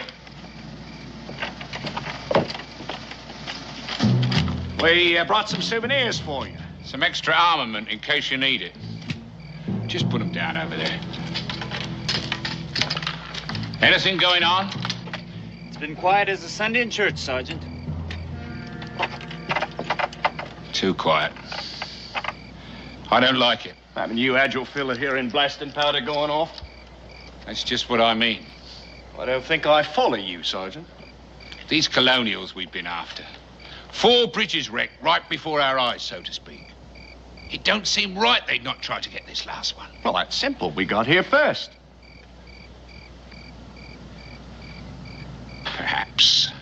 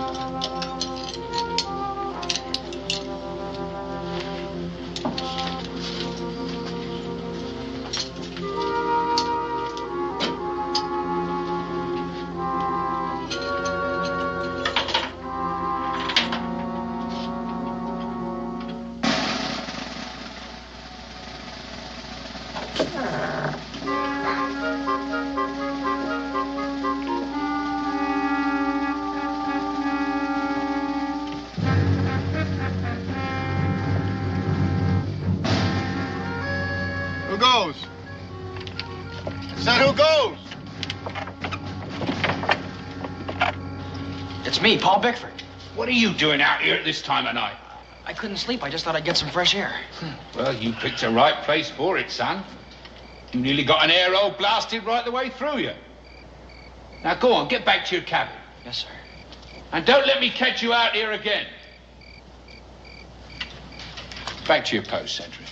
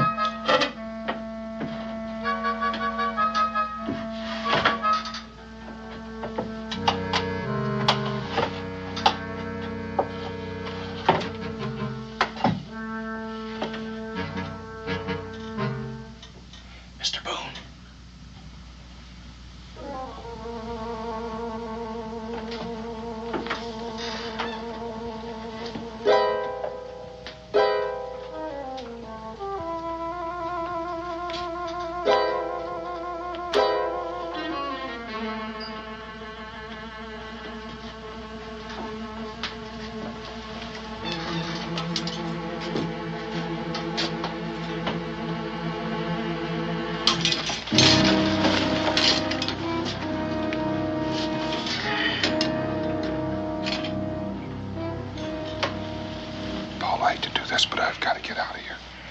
Are you going to yell if I let you go, or do I have to quiet you? I came to help you. Good.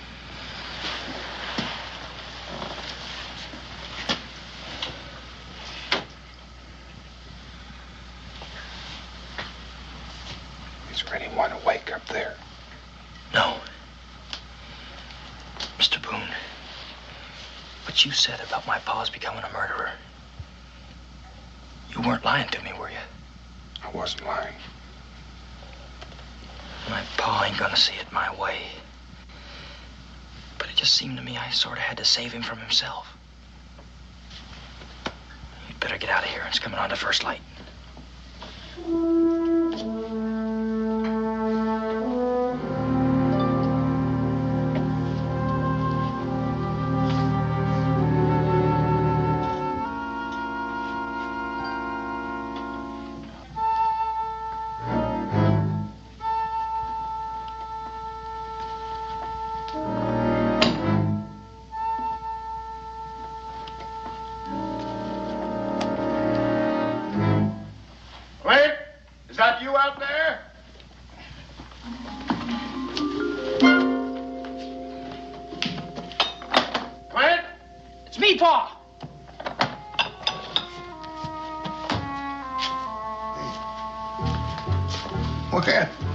What are you doing up so early? I couldn't get any sleep, Pa. I knew there was a lot of work to do today. Just thought I'd fix the fire and put on the coffee for you and Clint when you got up this morning. Oh, that's real thoughtful of you, son. It'll be a while before it's done, Pa. I'll call you. Ooh, it's not worthwhile going back to bed. By the time I got dressed and washed, breakfast will be done, and then it'll be light enough to tend the stock.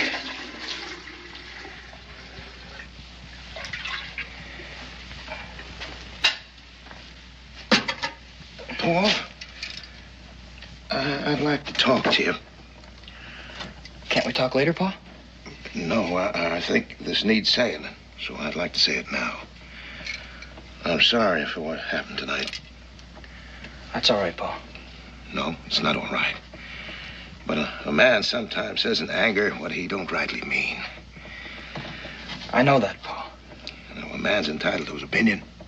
I just want you to know that what I do is not for myself. It's for you boys. This farm is all I got left to give you and Clint.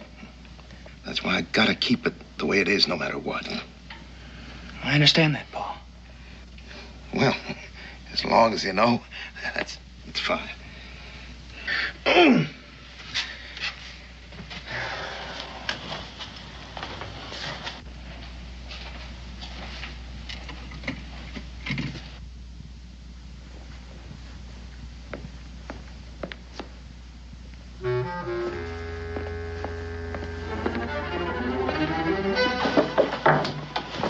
What is that?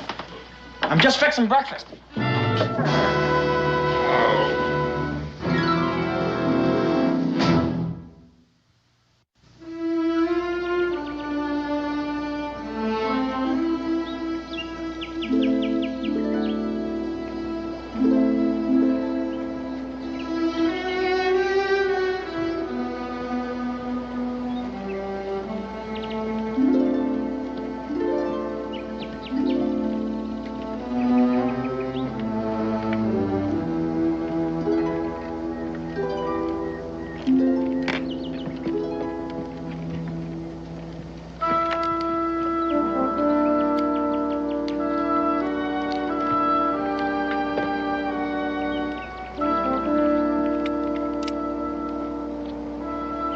Sergeant Malcolm! Sergeant! On the double!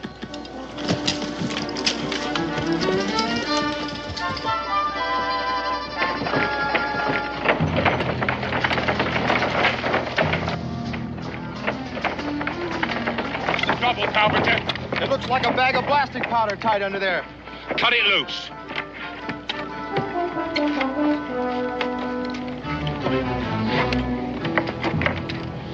It's blasting powder, all right. You men search this bridge carefully. You, sentry, come with us.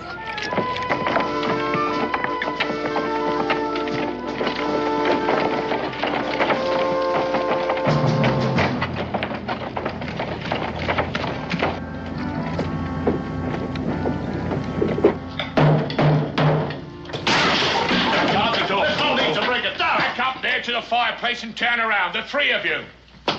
Move over there. Now, just a minute, Sergeant. I'll give a man a chance to explain. Explain? What would you like to explain? This?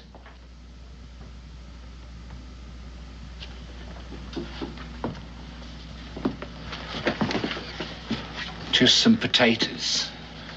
And seeds. And a few old trunks, eh? Sentry, open the cellar door.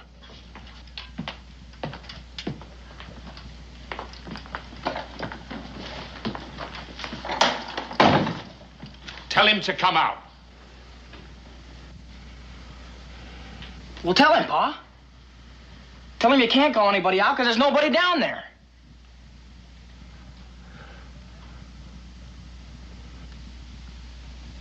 I shan't ask you again.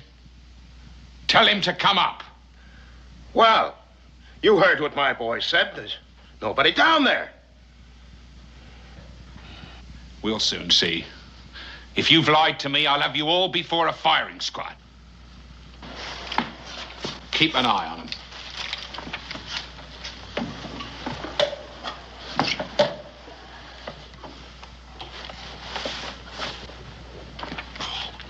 It's all right, Clint.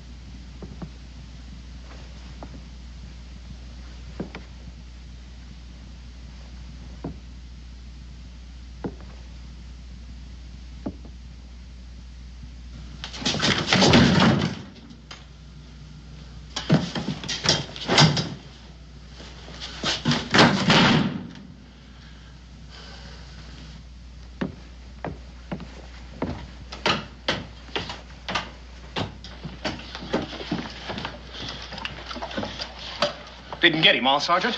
Shut up. Go and search those outbuildings. The both of you. Aye, sir.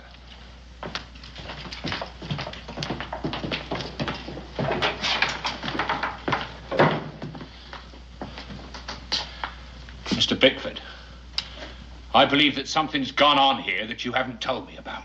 Well, you saw for yourself. There was no one down the cellar. And I told you we hadn't taken sides in this here war. Under the circumstances, you will confine yourselves to this cabin. Well, Sergeant, we have stock to tend to. Horses to be fed. A cow to be milked. All right. See to your stock. But I don't want to see you near that bridge. Understand?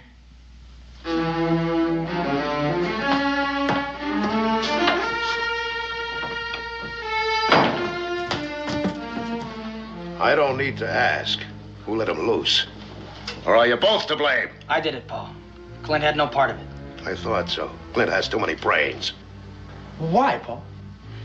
It's like you said, Clint. A man's just got to do what he thinks is right. You young fool. What makes you think you're grown up enough to make a man's decision? Do you know what you've done? You've as good as killed us all. Come back here! Oh, wait. Don't you see? What if Boone had been in that cellar? Well, it's just lucky that he wasn't, that's all. Are you turning on me too, Clint? No, I'm not turning on you, Pa. But Paul did what he thought was right. He couldn't stand to see a man killed.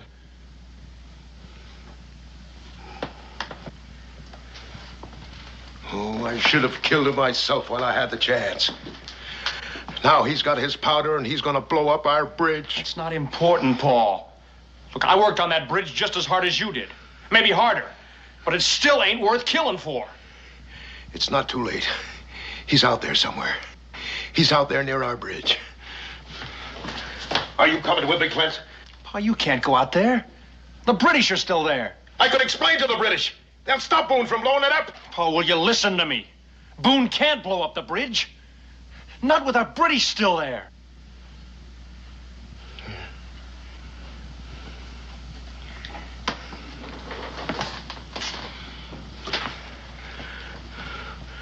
Maybe. Maybe. Anything going on? Not a thing, Sergeant. There has to be someone around here somewhere. You two go and search the woods. Barnes and I are going to have a look over the other side. Come on, Barnes. They're right, Sergeant.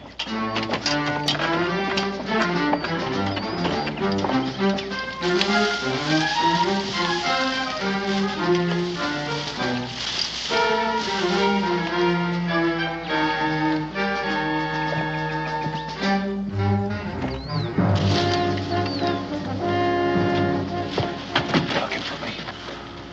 I'm much obliged. They got our guns and yours, too.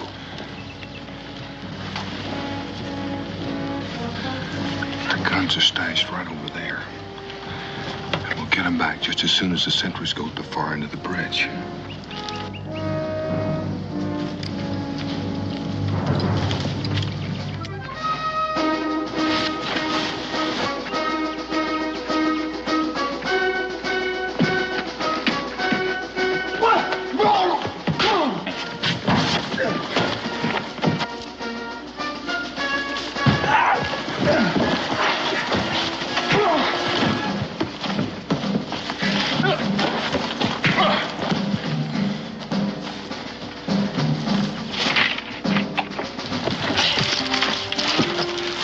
I'll get up on that cliff. Be careful.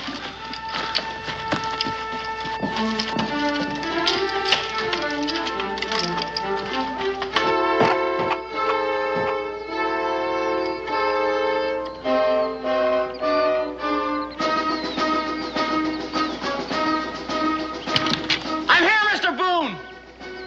Keep them back.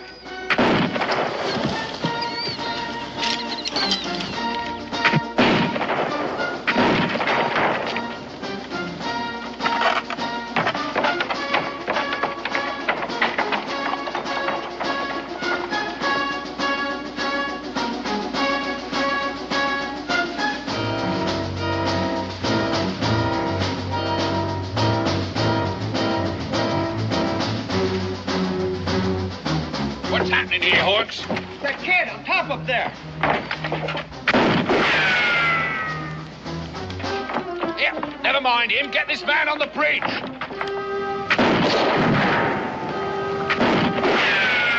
Come on, we can get him before the boy reloads. Right, Sergeant.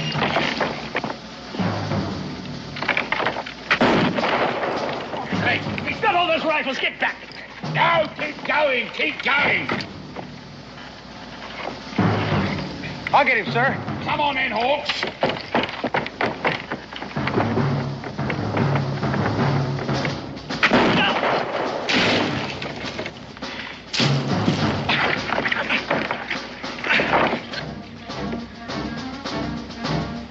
Get that man there, Corporal. Aim as fast as I can, Sergeant. Come on, Barnes, get him. Good.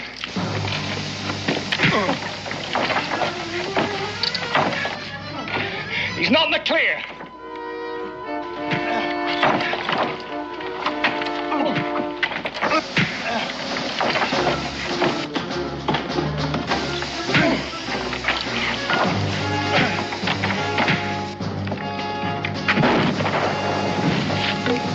Now get that fuse. Get the fuse.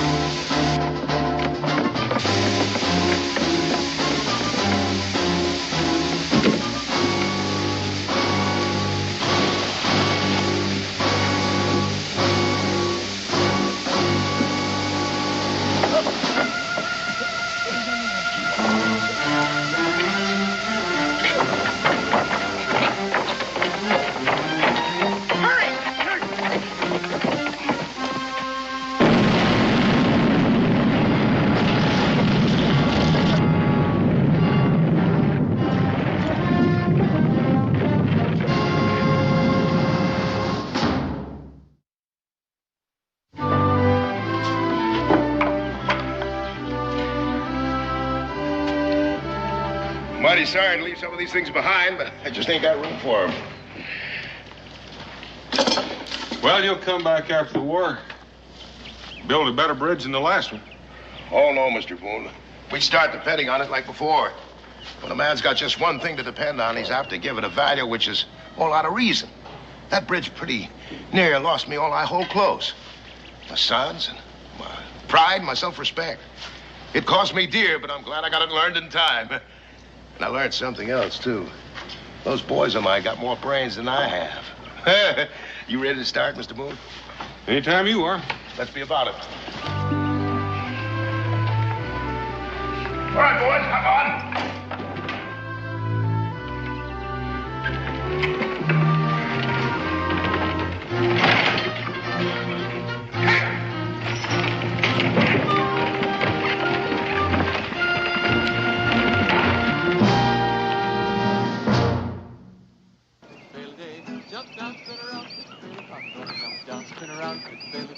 Had a little woman, she can pick a bale of cotton. Had a little woman, she can pick a bale a day. She's my woman, she can pick a bale of cotton. She's my woman, she can pick a bale a day. Oh, Lordy, jump down, spin around, pick a bale a day. Jump down, spin around, pick a bale a day. Jump down, spin around, pick a bale of cotton. Gonna jump down, spin around, pick a bale a day. Had a little woman, she can pick a bale of cotton. Had a little woman, she can pick a bale a day. She's my woman, she can pick a bale of cotton. She's my woman, she can pick a bale a day. Oh, Lordy, jump down, spin around, pick a bale a day. Oh, Lordy, jump down, spin around, pick a bale a day. Gonna jump down, spin around, pick a bale of cotton. Gonna jump. Howdy. Good morning. Morning. Mighty nice day. Yes, it is. Mind if I ask a personal question? No. Well, what are you doing up in the tree? Oh, well, the baby bird, it fell out.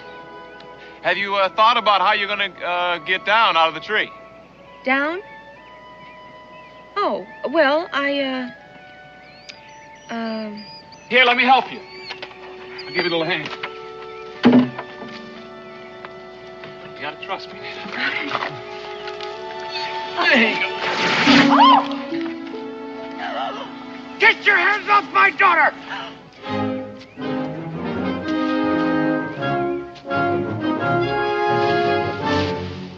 But quiet! I suggest you go about your business, young man.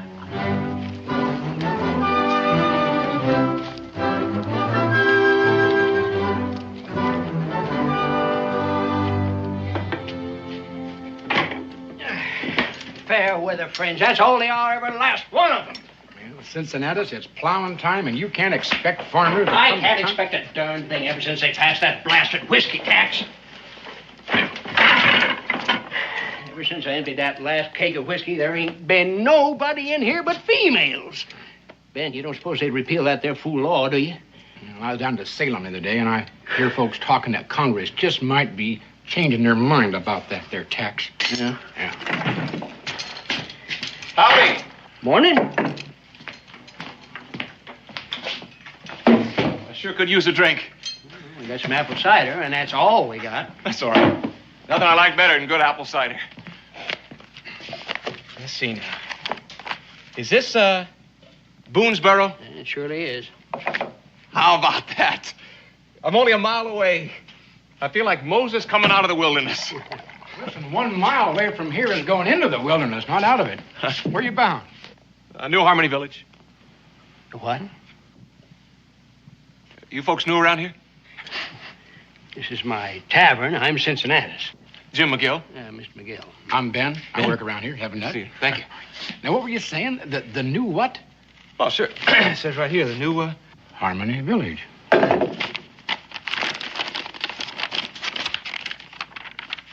Is there something wrong, Ben? Where'd you get this? Back home. Outside of Williamsburg. Did you pay money for it? You might say my life savings. Why? Who sold it to you? Well, it says right here, an authorized agent of the Daniel Boone Land and Development Company. The what? The Daniel Boone Land and Development Company. Look, there is a Daniel Boone, isn't there? Oh, yes, there's a Daniel Boone, all right.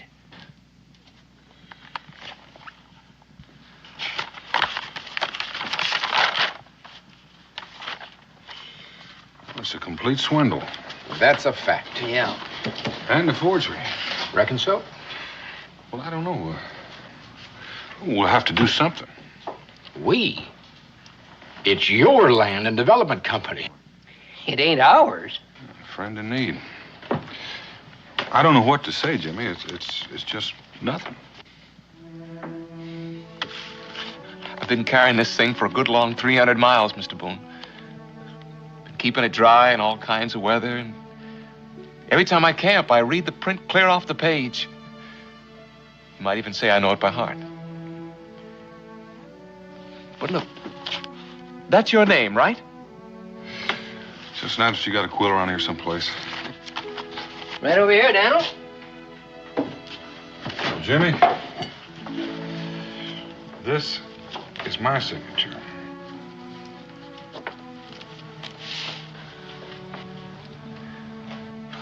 Why? Do you ever see anybody so prime, first class, A number one stupid? Not lately, anyway. How'd you ever believe all of that, anyway? What did it say here? 2-room cabin and cleared land and Indian servants. How come you left that part out about the blue-eyed, curly-headed blonde wife, huh? Oh, no. You didn't read the small print. I need to rub it in, Ben. I guess I got it coming. But when I dream, I really dream, don't I? I don't suppose there'd be any chance of finding the swindler who... Not likely to be waiting around for me. Thanks anyway, Mr. Boone. Jimmy? Better go see if I can find a way to earn my supper. Oh, here's your map.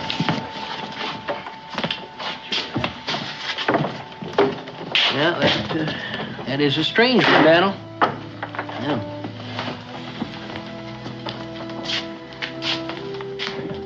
You know, he's not your responsibility, Daniel. Oh, I know it, Ben. He took it like a man, didn't he? Yeah, he did. Well, put yourself in his place. I sure wouldn't mind. What is Rebecca cooking up for supper anyway?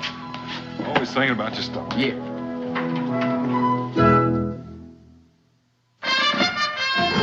Daniel Boone was a man, yes, a big man, with an eye like an eagle and as tall as a mountain was he. Daniel Boone was a man, yes, a big man. He was brave, he was fearless, and as tough as a mighty old tree. From the coonskin cap on the top of old Dan to the heel of his rawhide shoe, the rippinest, roaringest, fightingest man the frontier ever knew. Daniel Boone was a man, yes, a big man, and he fought for America to make all Americans free. What a Boone wanted to do and what a dream come true was he.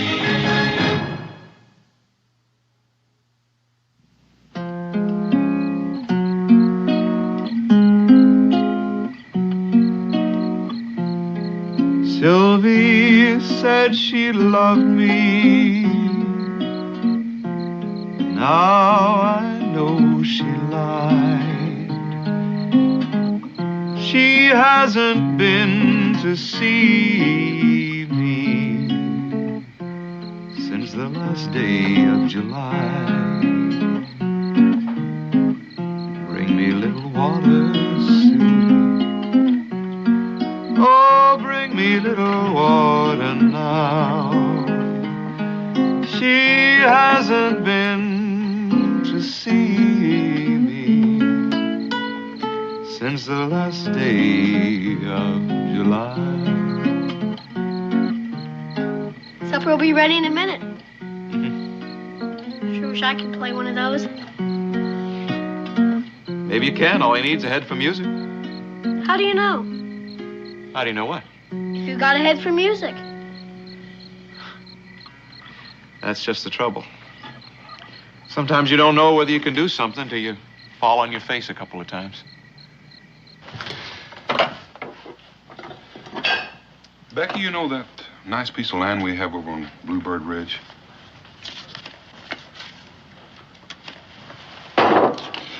Listen, you're going to have to stop reading my mind. Why, it's my favorite form of entertainment. Makes me itch. Well, you can take a nice bath in the creek on your way over there in the morning.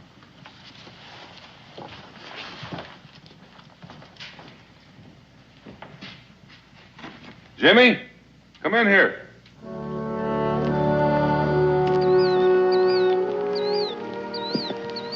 It's good soil, Mr. Boone. A man couldn't ask for any better. And all this. Well, this is about the prettiest place I've ever seen. But I've got no money to pay you for it. The Daniel Boone Land and Development Company. Well, you don't have to pay me right now. You can pay me a little at a time, whenever you get ahead. I'm pretty sure Cincinnatus would give you credit for seeds and supplies. Sure is tempting. Tell you what. Let's go see Cincinnatus right now.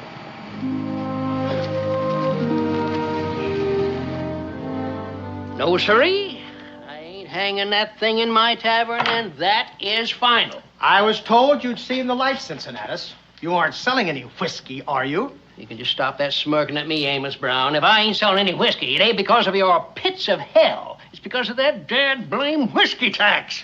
Well, it's a comfort to know that the Congress is there to place a restraining hand on the arm of the intemperate. If there was one thing I thought I'd get out of all this, is not listening to one of your fool lectures. Now, all due respects to you, Miss Charity, that is one of the finest jobs of sampling making I've ever seen. But this is a tavern, and I am a tavern keeper. And you know what the first job of a tavern keeper is? Have you selected what you want, daughter? Yes, Father. It is selling whiskey. How much? Oh, $1.50. Well, howdy, Cincinnatus. Daniel. How are you? Hi. Jimmy? Amos, Miss Brown would like you to meet your new neighbor, Jimmy McGill. Neighbor? Mr. Brown farms the other half of Bluebird Ridge. Yes, we met on the trail yesterday. But we weren't introduced. Oh, and this is Miss Charity Brown. Do you mean this young man has purchased that land? Well, Amos, we've entered into sort of a long-term arrangement. Well, I guess it makes it all complete. I beg your pardon. Why, just that I found out the prettiest girl I ever saw lives on Bluebird Ridge. Do you have a family, Mr. McGill? A wife? Oh, no, sir. No, I'm by myself. Perhaps, Father, Yes? perhaps Mr. McGill would like to take his meals with us until he gets settled. Since we're his closest neighbors. I'm sure Mr. McGill can fend for himself. Come along, Charity.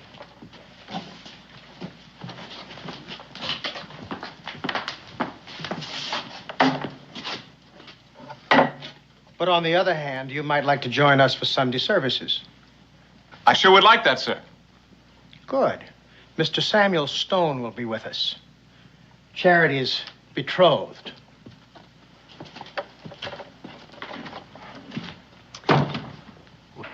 Father, Yes, daughter. why did you say that Samuel Stone was my betrothed? Because he soon will be. But I don't like Mr. Stone. Don't be foolish, child. Samuel Stone is an upstanding, God-fearing young man. How can you not like him? He never smiles. If Samuel isn't frivolous, it's because he spends a good deal of his time wrestling with the devil. Father, Besides, he's a very prosperous farmer. I'm not getting any younger. I will never consent to your marrying anyone who could not take care of you. It's the last promise I made to your dear mother. May her soul rest in peace. wouldn't Mother have wanted me to be happy? I know she would not have liked this unseemly discussion. Yes, Father. Well, there you are. Well, drat that Amos Brown. He left that thing here on purpose. I know he did. That's kind of pretty. Did Charity stitch that? Oh, well, I hope you ain't one of these demon rum folks, too. Oh, no. I just think folks are entitled to their feelings. You know, Cincinnati's going to take me about 100 years to pay you back for all of this. I wouldn't say that long, Jimmy. You do a little trapping in the winter like the other folks around these parts, and we'll likely be squared up in a couple of years. No, you don't need money much around here anyway, Jimmy. It's fish in the stream, game in the woods. You can grow almost everything else you need. Well, almost everything.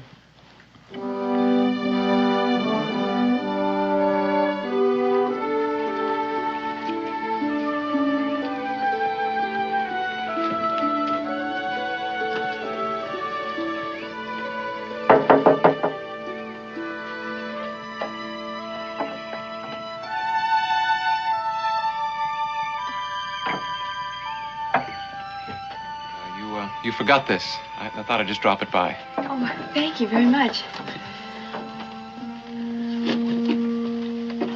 Mr. Brown, you have a very nice house. Thank you.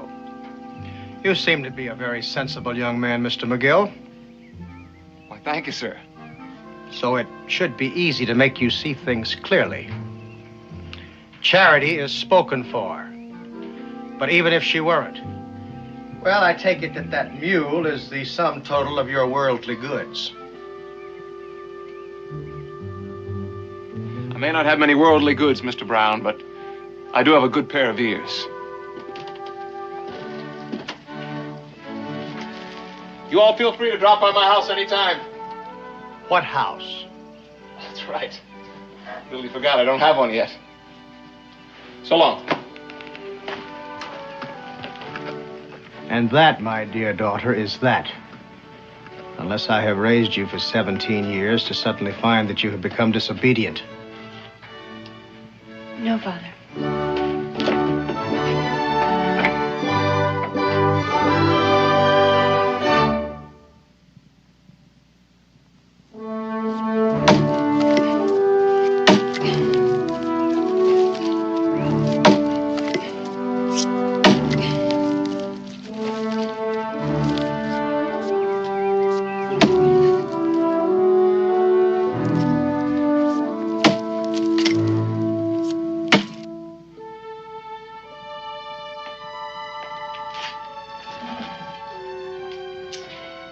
You don't suppose Mrs. Samuel Stone will be allowed to have a looking glass either, do you? Miss Charity Brown, you are a sinful young woman. You must strive harder for perfection. Oh, but Mr. Stone, it was just the teeny-weeniest little smile.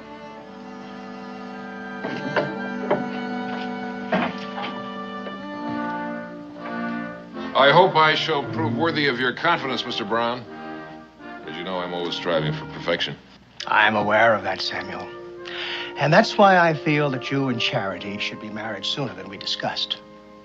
Well, I trust that she hasn't strayed from the path in some way, sir? She is my daughter. But she is a female. And as such, a frail vessel at best. Well, this sudden haste wouldn't have anything to do with the young man who just purchased the other half of your hollow from Daniel Boone, would it?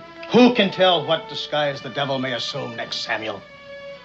Now, suppose we work out the details, and then we'll have my daughter join us.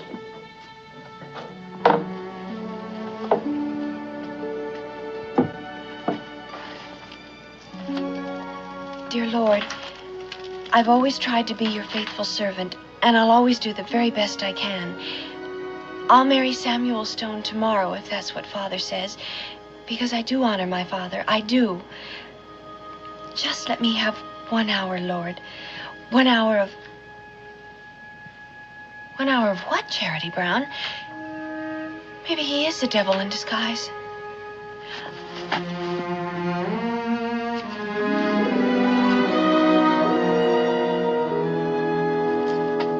The dowry, of course, will remain the same. I was hoping we could discuss the matter of Mrs. Brown's, may her soul rest in peace, silver. And what did you have in mind? Well, naturally enough, I assumed that since Charity is your only child, that you wanted to bring the silver into her own home, to pass on to her own offspring.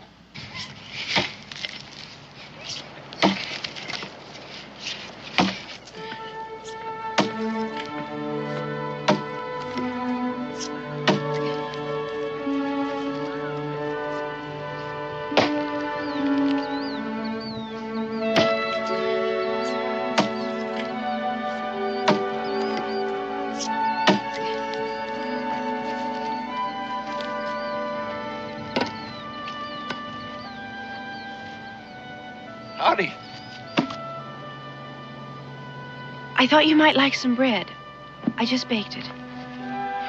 Wait a minute. Now, why don't you stay and share it with me? Well, it's not seemly. No, I guess I wouldn't be right. I was just trying to be, neighborly, not familiar. Well, of course. I understand. Out here on the frontier, a person has certain obligations to new settlers, but only so far. Don't you think? Well, definitely. Oh. As a matter of fact, since I'm new in the area, I'd appreciate some of your views on that subject. For example, you could tell me about some of my neighbors. Now, I've met Mr. Boone and all his kin, Ben, Cincinnatus, you, and your father. And, well, I just think a fellow should know more about his neighbors. Don't you? Yes, I suppose so. For example, tell me about Mr. Samuel Stone. Just for example, is he a real nice, neighborly type fellow? Well, That's very interesting, Miss Charity, but it's not very informative. well, you see, Look, maybe you could talk a little better if we went over and sat down, huh? well, maybe just for a minute.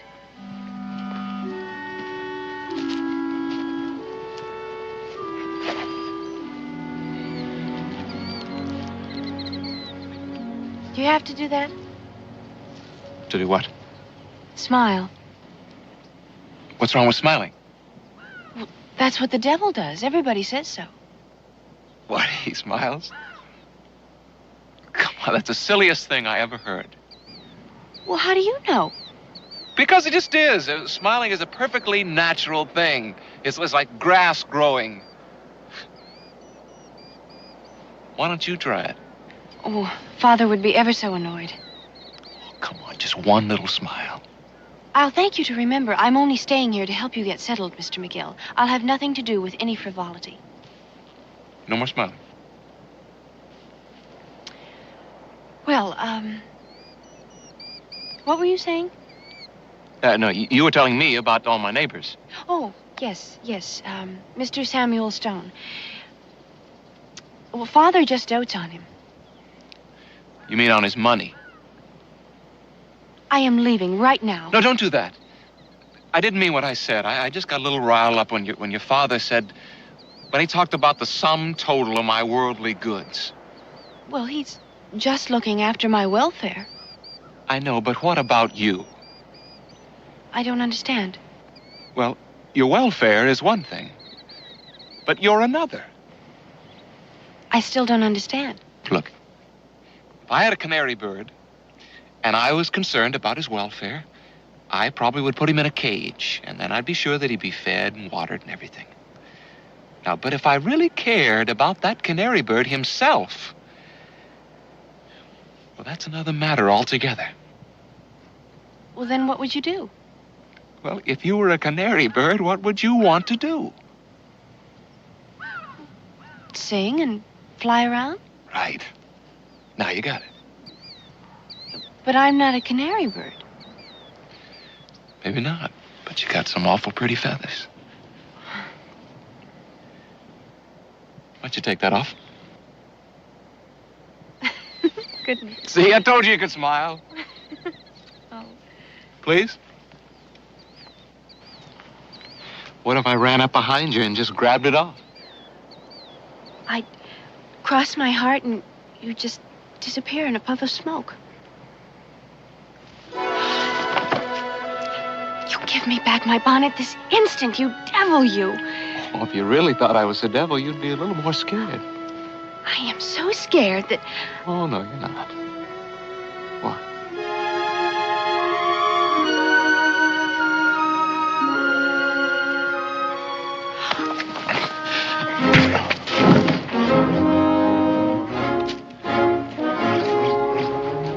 And I'm real pleased to meet you, too, Mr. Stone. We were just talking about you. Get up. What? What for? The hand of the righteous is what you need. I don't know what that's going to prove. Start packing up your belongings. What for? Because you're going to be off this land before the day is out.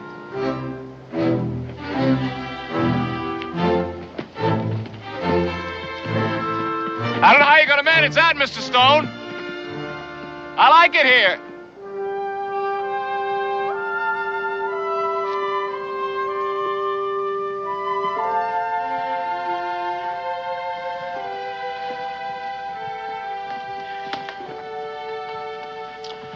Now, daughter.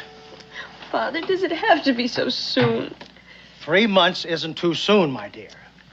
Have I ever done anything that wasn't in your best interests? No.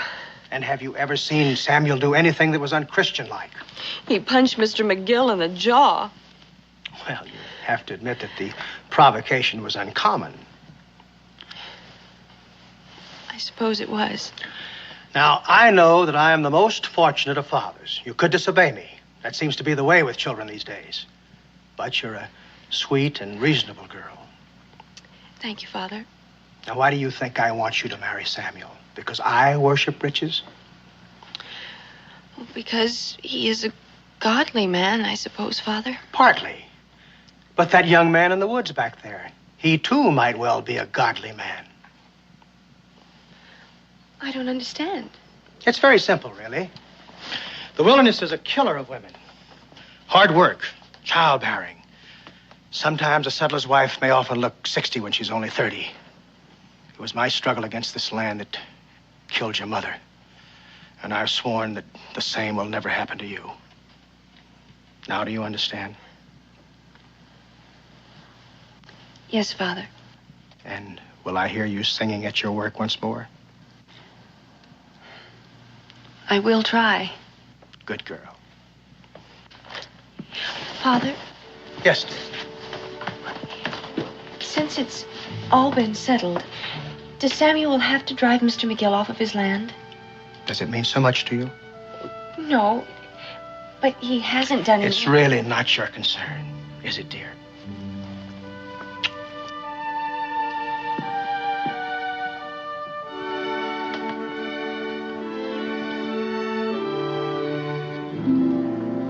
Samuel, I'm afraid I've already sold that land. You mean papers have already been signed? No, but I've given my word. I'll give you twice the price. You don't seem to understand what I said. I said I'd given my word. 3 times the price. Samuel, you don't need that land. Jimmy McGill does. I'm not concerned with that person's needs. I'm making you a business proposition. And I'm turning you down.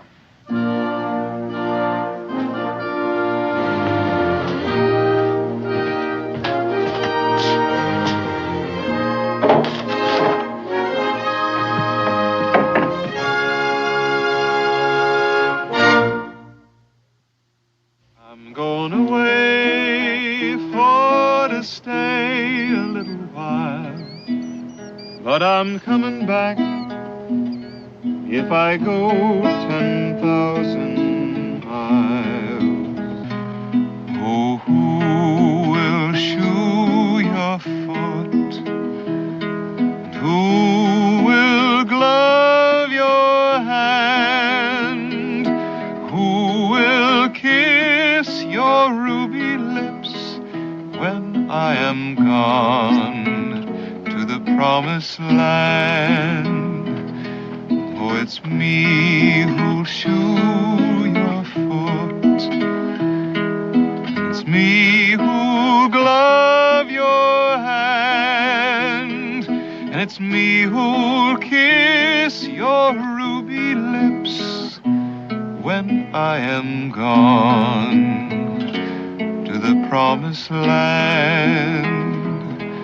I'm going away for to stay a little while, but I'm coming back if I go 10,000 miles. I'm going.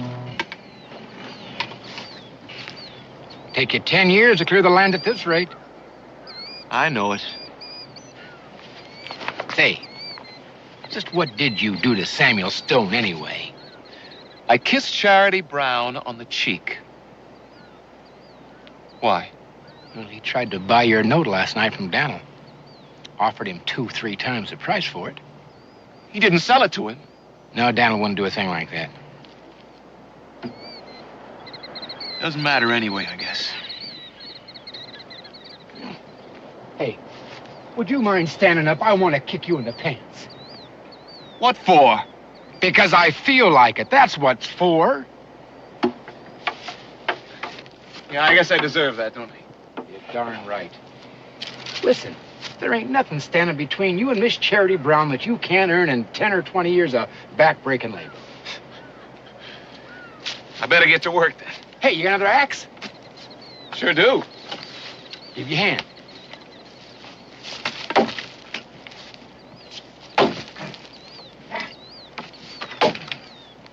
Hey, Ben.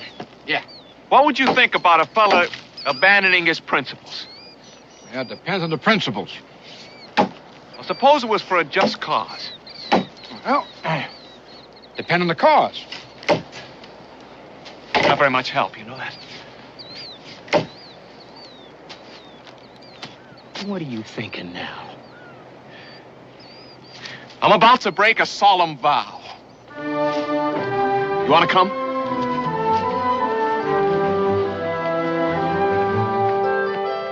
No, sir. I can't let you do it. It just ain't legal. Cincinnatus, whatever do you mean? What have I asked for that was illegal? Look, some sugar, some yeast, and some kettles. Why, it sounds downright wholesome to me. Do you think I was born yesterday? Sometimes it pays for a fella to pretend like he was. Why don't you just come out and tell me what you mean? Since you were just born yesterday, you wouldn't understand anything I was saying anyway, now would you? Cincinnatus, it sure is lonely around here.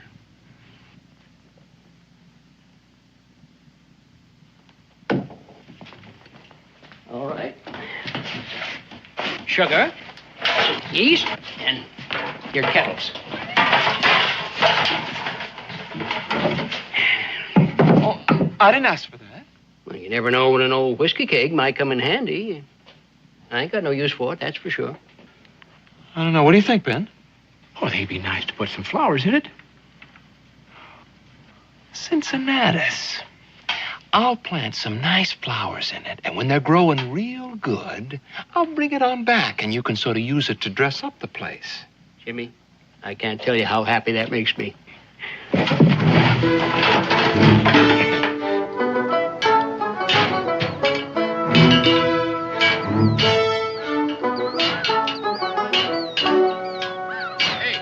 you sure you know what you're doing? Of course I do. Well, then I'll give you a hand. No, Ben, I don't know whether you even ought to be here. Like Cincinnatus says, it's illegal. It ain't illegal to make the stuff. It's illegal to make it, sell it, and not pay the tax.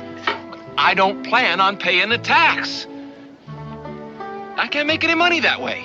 And you're aiming on going to jail. No. I'm aiming to marry Miss Charity Brown. You sure are a hard fellow to figure out. You know that? What do you mean? Well, you come marched into Boonesboro like one of them everyday farm boys with that worthless deed. And next thing you know, you're engaged in the manufacture of whiskey.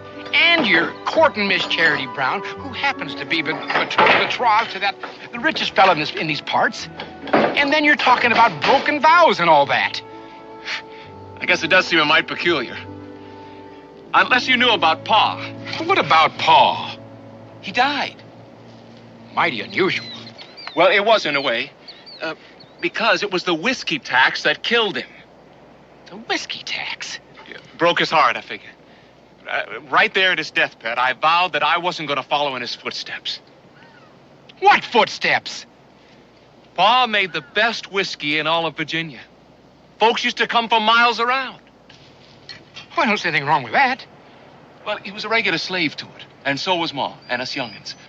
And so when he died and left me some money, I swore I was going to buy a farm and raise some grain so that folks could make bread with it and not have to make the popskull. Then you met Miss Charity Brown. Not quite. First, I met those fellas from the Daniel Boone Land and Development Company. That's it, I guess. You don't make any more sense than this thing does. Oh, no. It'll work. It'll work, all right. All I need now is some corn from the Indians. There are Indians around here, aren't there? Indians? You can't make whiskey with Indian corn? Why not? Grain is grain. All right, you're the expert. You don't want any help. No, wait, Ben. I need you to lead me to the Indians. Besides, another thing. When I run my first batch, I'd be really grateful if you'd come by and taste it for me. You mean you don't know what this stuff is supposed to taste like, even? Never touched the stuff. Another one of your solemn vows, I suppose. No, I just don't like the taste.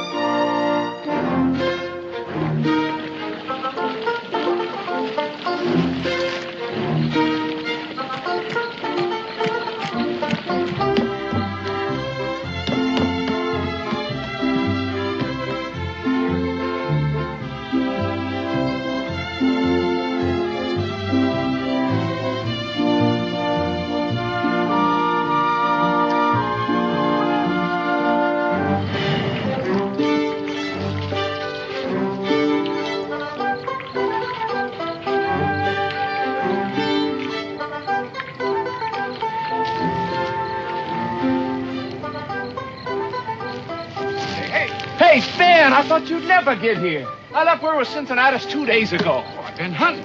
What's wrong? You look awful. Here, take a cup. Smells like whiskey. Of course it smells like whiskey. Taste it. I ain't sure that's a real sensible thing to do, Jim.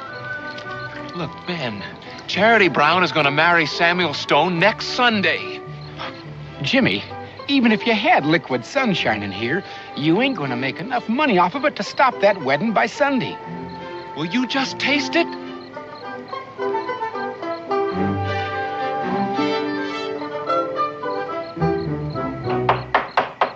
Cincinnatus, come on! I'm coming! You hold your horses. Get a decent night's sleep. I'm coming just a minute.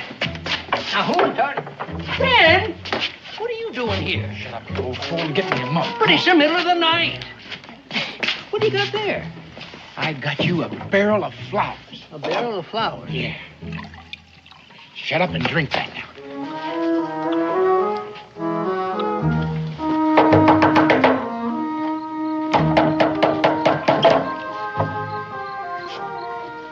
Don't look like it's trouble. Well, there is and there ain't. If you're not too busy, Daniel, we'd like to talk with you a minute. Well, I don't reckon you'd consider sleeping as being too busy. Daniel, just come on over here, huh? It's a mite early, isn't it? More like late than early. I take it's important that I take a drink of this right now. It is.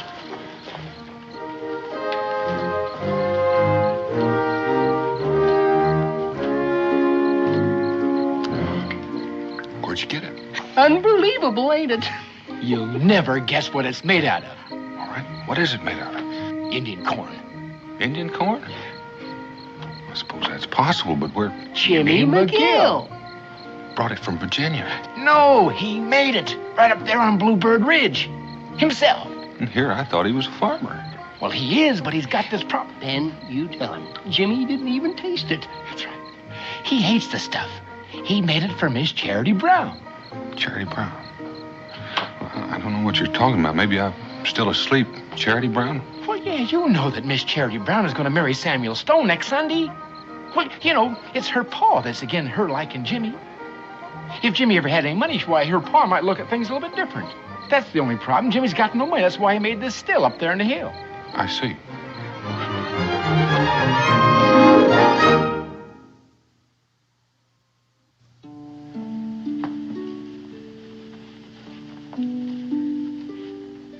You like it so much you marry Samuel Stone. Oh, I know. What other man would send all the way to Boston for regular Paris, France silk for his girl's wedding dress? But I'm only thinking of your best interests, my dear. You'll have nothing to do but fancy stitching, and you'll spend your evenings watching Samuel strive for perfection. What do you say? I say if he has so much fun with the devil, what would he want with a wife? Look, why don't we take this wedding dress and give it to some poor, deserving orphan? Go away. No. Will you please go away this instant? Why don't you scream? just exactly what is it you want, Mr. McGill? I want you to call me Jimmy. In the middle of the night? It's as good a time to start as any. Are you going to leave, or am I going to have to... Scream? We've been through that. Well, then, just what is it you want, Mr... Jimmy. Jimmy. I want you to come over here and give me a kiss. What? You heard me. You want me to leave? Well, I certainly do. One kiss. Off I go.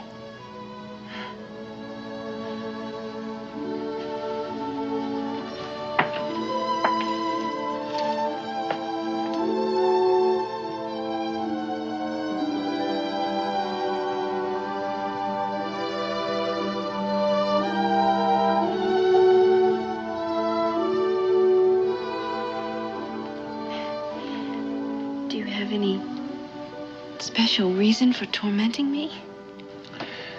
I only came to tell you that you're not going to marry Samuel Stone on Sunday. What do you mean? Because you're going to marry me. But... Don't worry. By Sunday, I'll be rich. Wait, how are you going to... Shh. Look, do you want to wake your father?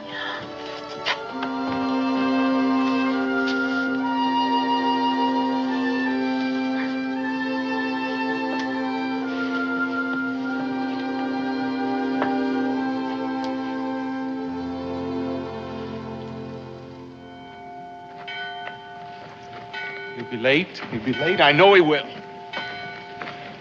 You don't reckon he got lost? Lost? Daniel Boone has been blazing trails clear to Mississippi and further. You don't reckon he's going to get lost going to the next county, do you? All due respects, even Christopher Columbus got lost. Don't bother, Cincinnati. You won't listen to anybody.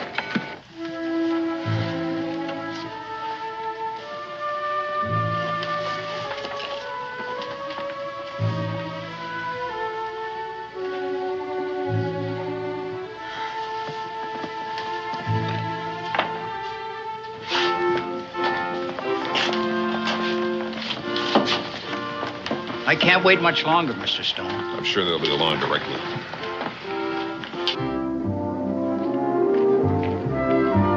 Jimmy?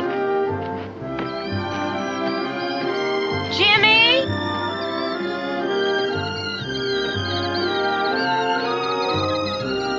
Jimmy?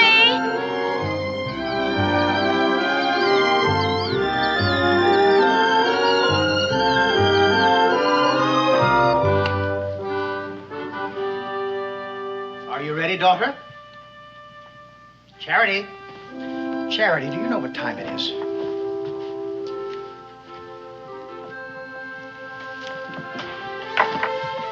In heaven's name, where have you been? Well, I was just looking around for the last time, Father. But you'll be here often, my dear. Yes, but it won't be the same, will it? Oh, come, child. You don't want to be late to your own wedding, do you? No, Father. Now, come, let's go.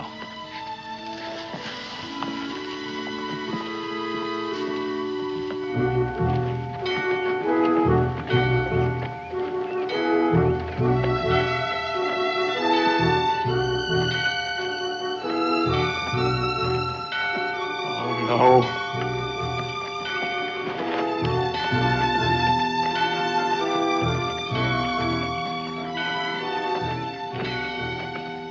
Charity, you will please let us pass, Mr. McGill.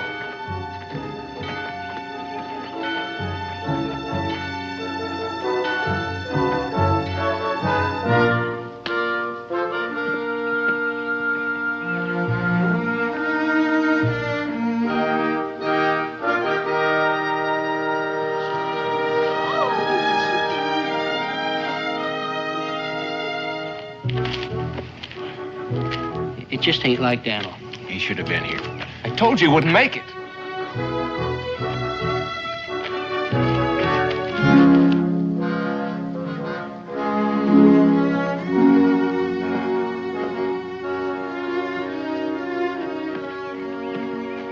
Do you, Samuel, take this woman, Charity, to be your lawful wedded wife, to love, honor, and obey, in sickness or health, till death do you part? I do. And do you, Charity, take this man, Samuel, for your lawful wedded husband, to love, honor, and obey, in sickness or in health, until death do you part? I do. If there be any man here who knows any reason why these two should not be joined together in holy matrimony, let him speak now or forever hold his peace. Excuse me, Reverend, for breaking in this way, but, well, I think I have something to add to this occasion. Who's that man with Daniel? I don't know. You know a reason why these two should not be joined together in holy matrimony? Well, we've come to offer Miss Charity a choice before it's too late. I'll thank you, Daniel, to state your business at some other time. Well, I'm afraid some other time won't do, Samuel. This is Thaddeus King, Reverend. He's the man with the choice. Well? I have come to ask for Miss Brown's hand on behalf of a young fellow who has recently come into a considerable fortune. I fail to see why another man's fortune is good cause for discontinuing this wedding. I am Miss Brown's father, Mr. King. Perhaps you should explain yourself to me. I'd be delighted, sir. The young fellow in question has yearned for your daughter from afar, sir. And as I understand it, she has not found him lacking in qualities. But little more than a pauper when he first cast adoring eyes upon her, he set himself the task of making a fortune in order that he might aspire for her hand. And he did it. Yes, indeed, he certainly did. American ingenuity, together with the pangs of love. It's a combination you can't keep down, sir. You have evidence of this fortune, Mr. King? Yes, sir. Well, it's difficult for me to believe that such an amount can come to such a young man in such a short length of time through honest activity. Precisely how did he come about this money? Well, it is complicated, sir. But simply put, he has invented a new use for Indian corn. And as a grateful manufacturer, this is the least I could give him in return for the recipe, for the patent. Well, I don't know.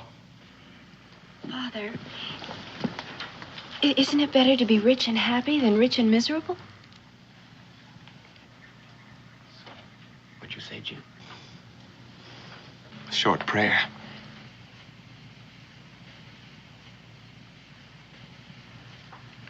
Well, he is an upstanding young man. And he is God-fearing. You have my blessings, my dear.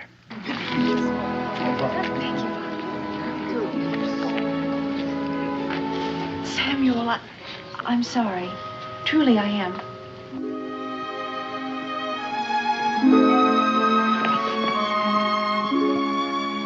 I'm sorry for what I said, Mr. Boone.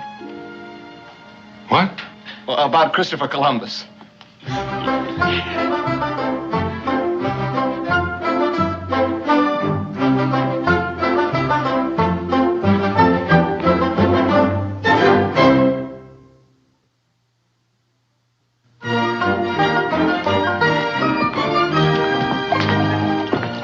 Dal, you had us worried there for a while.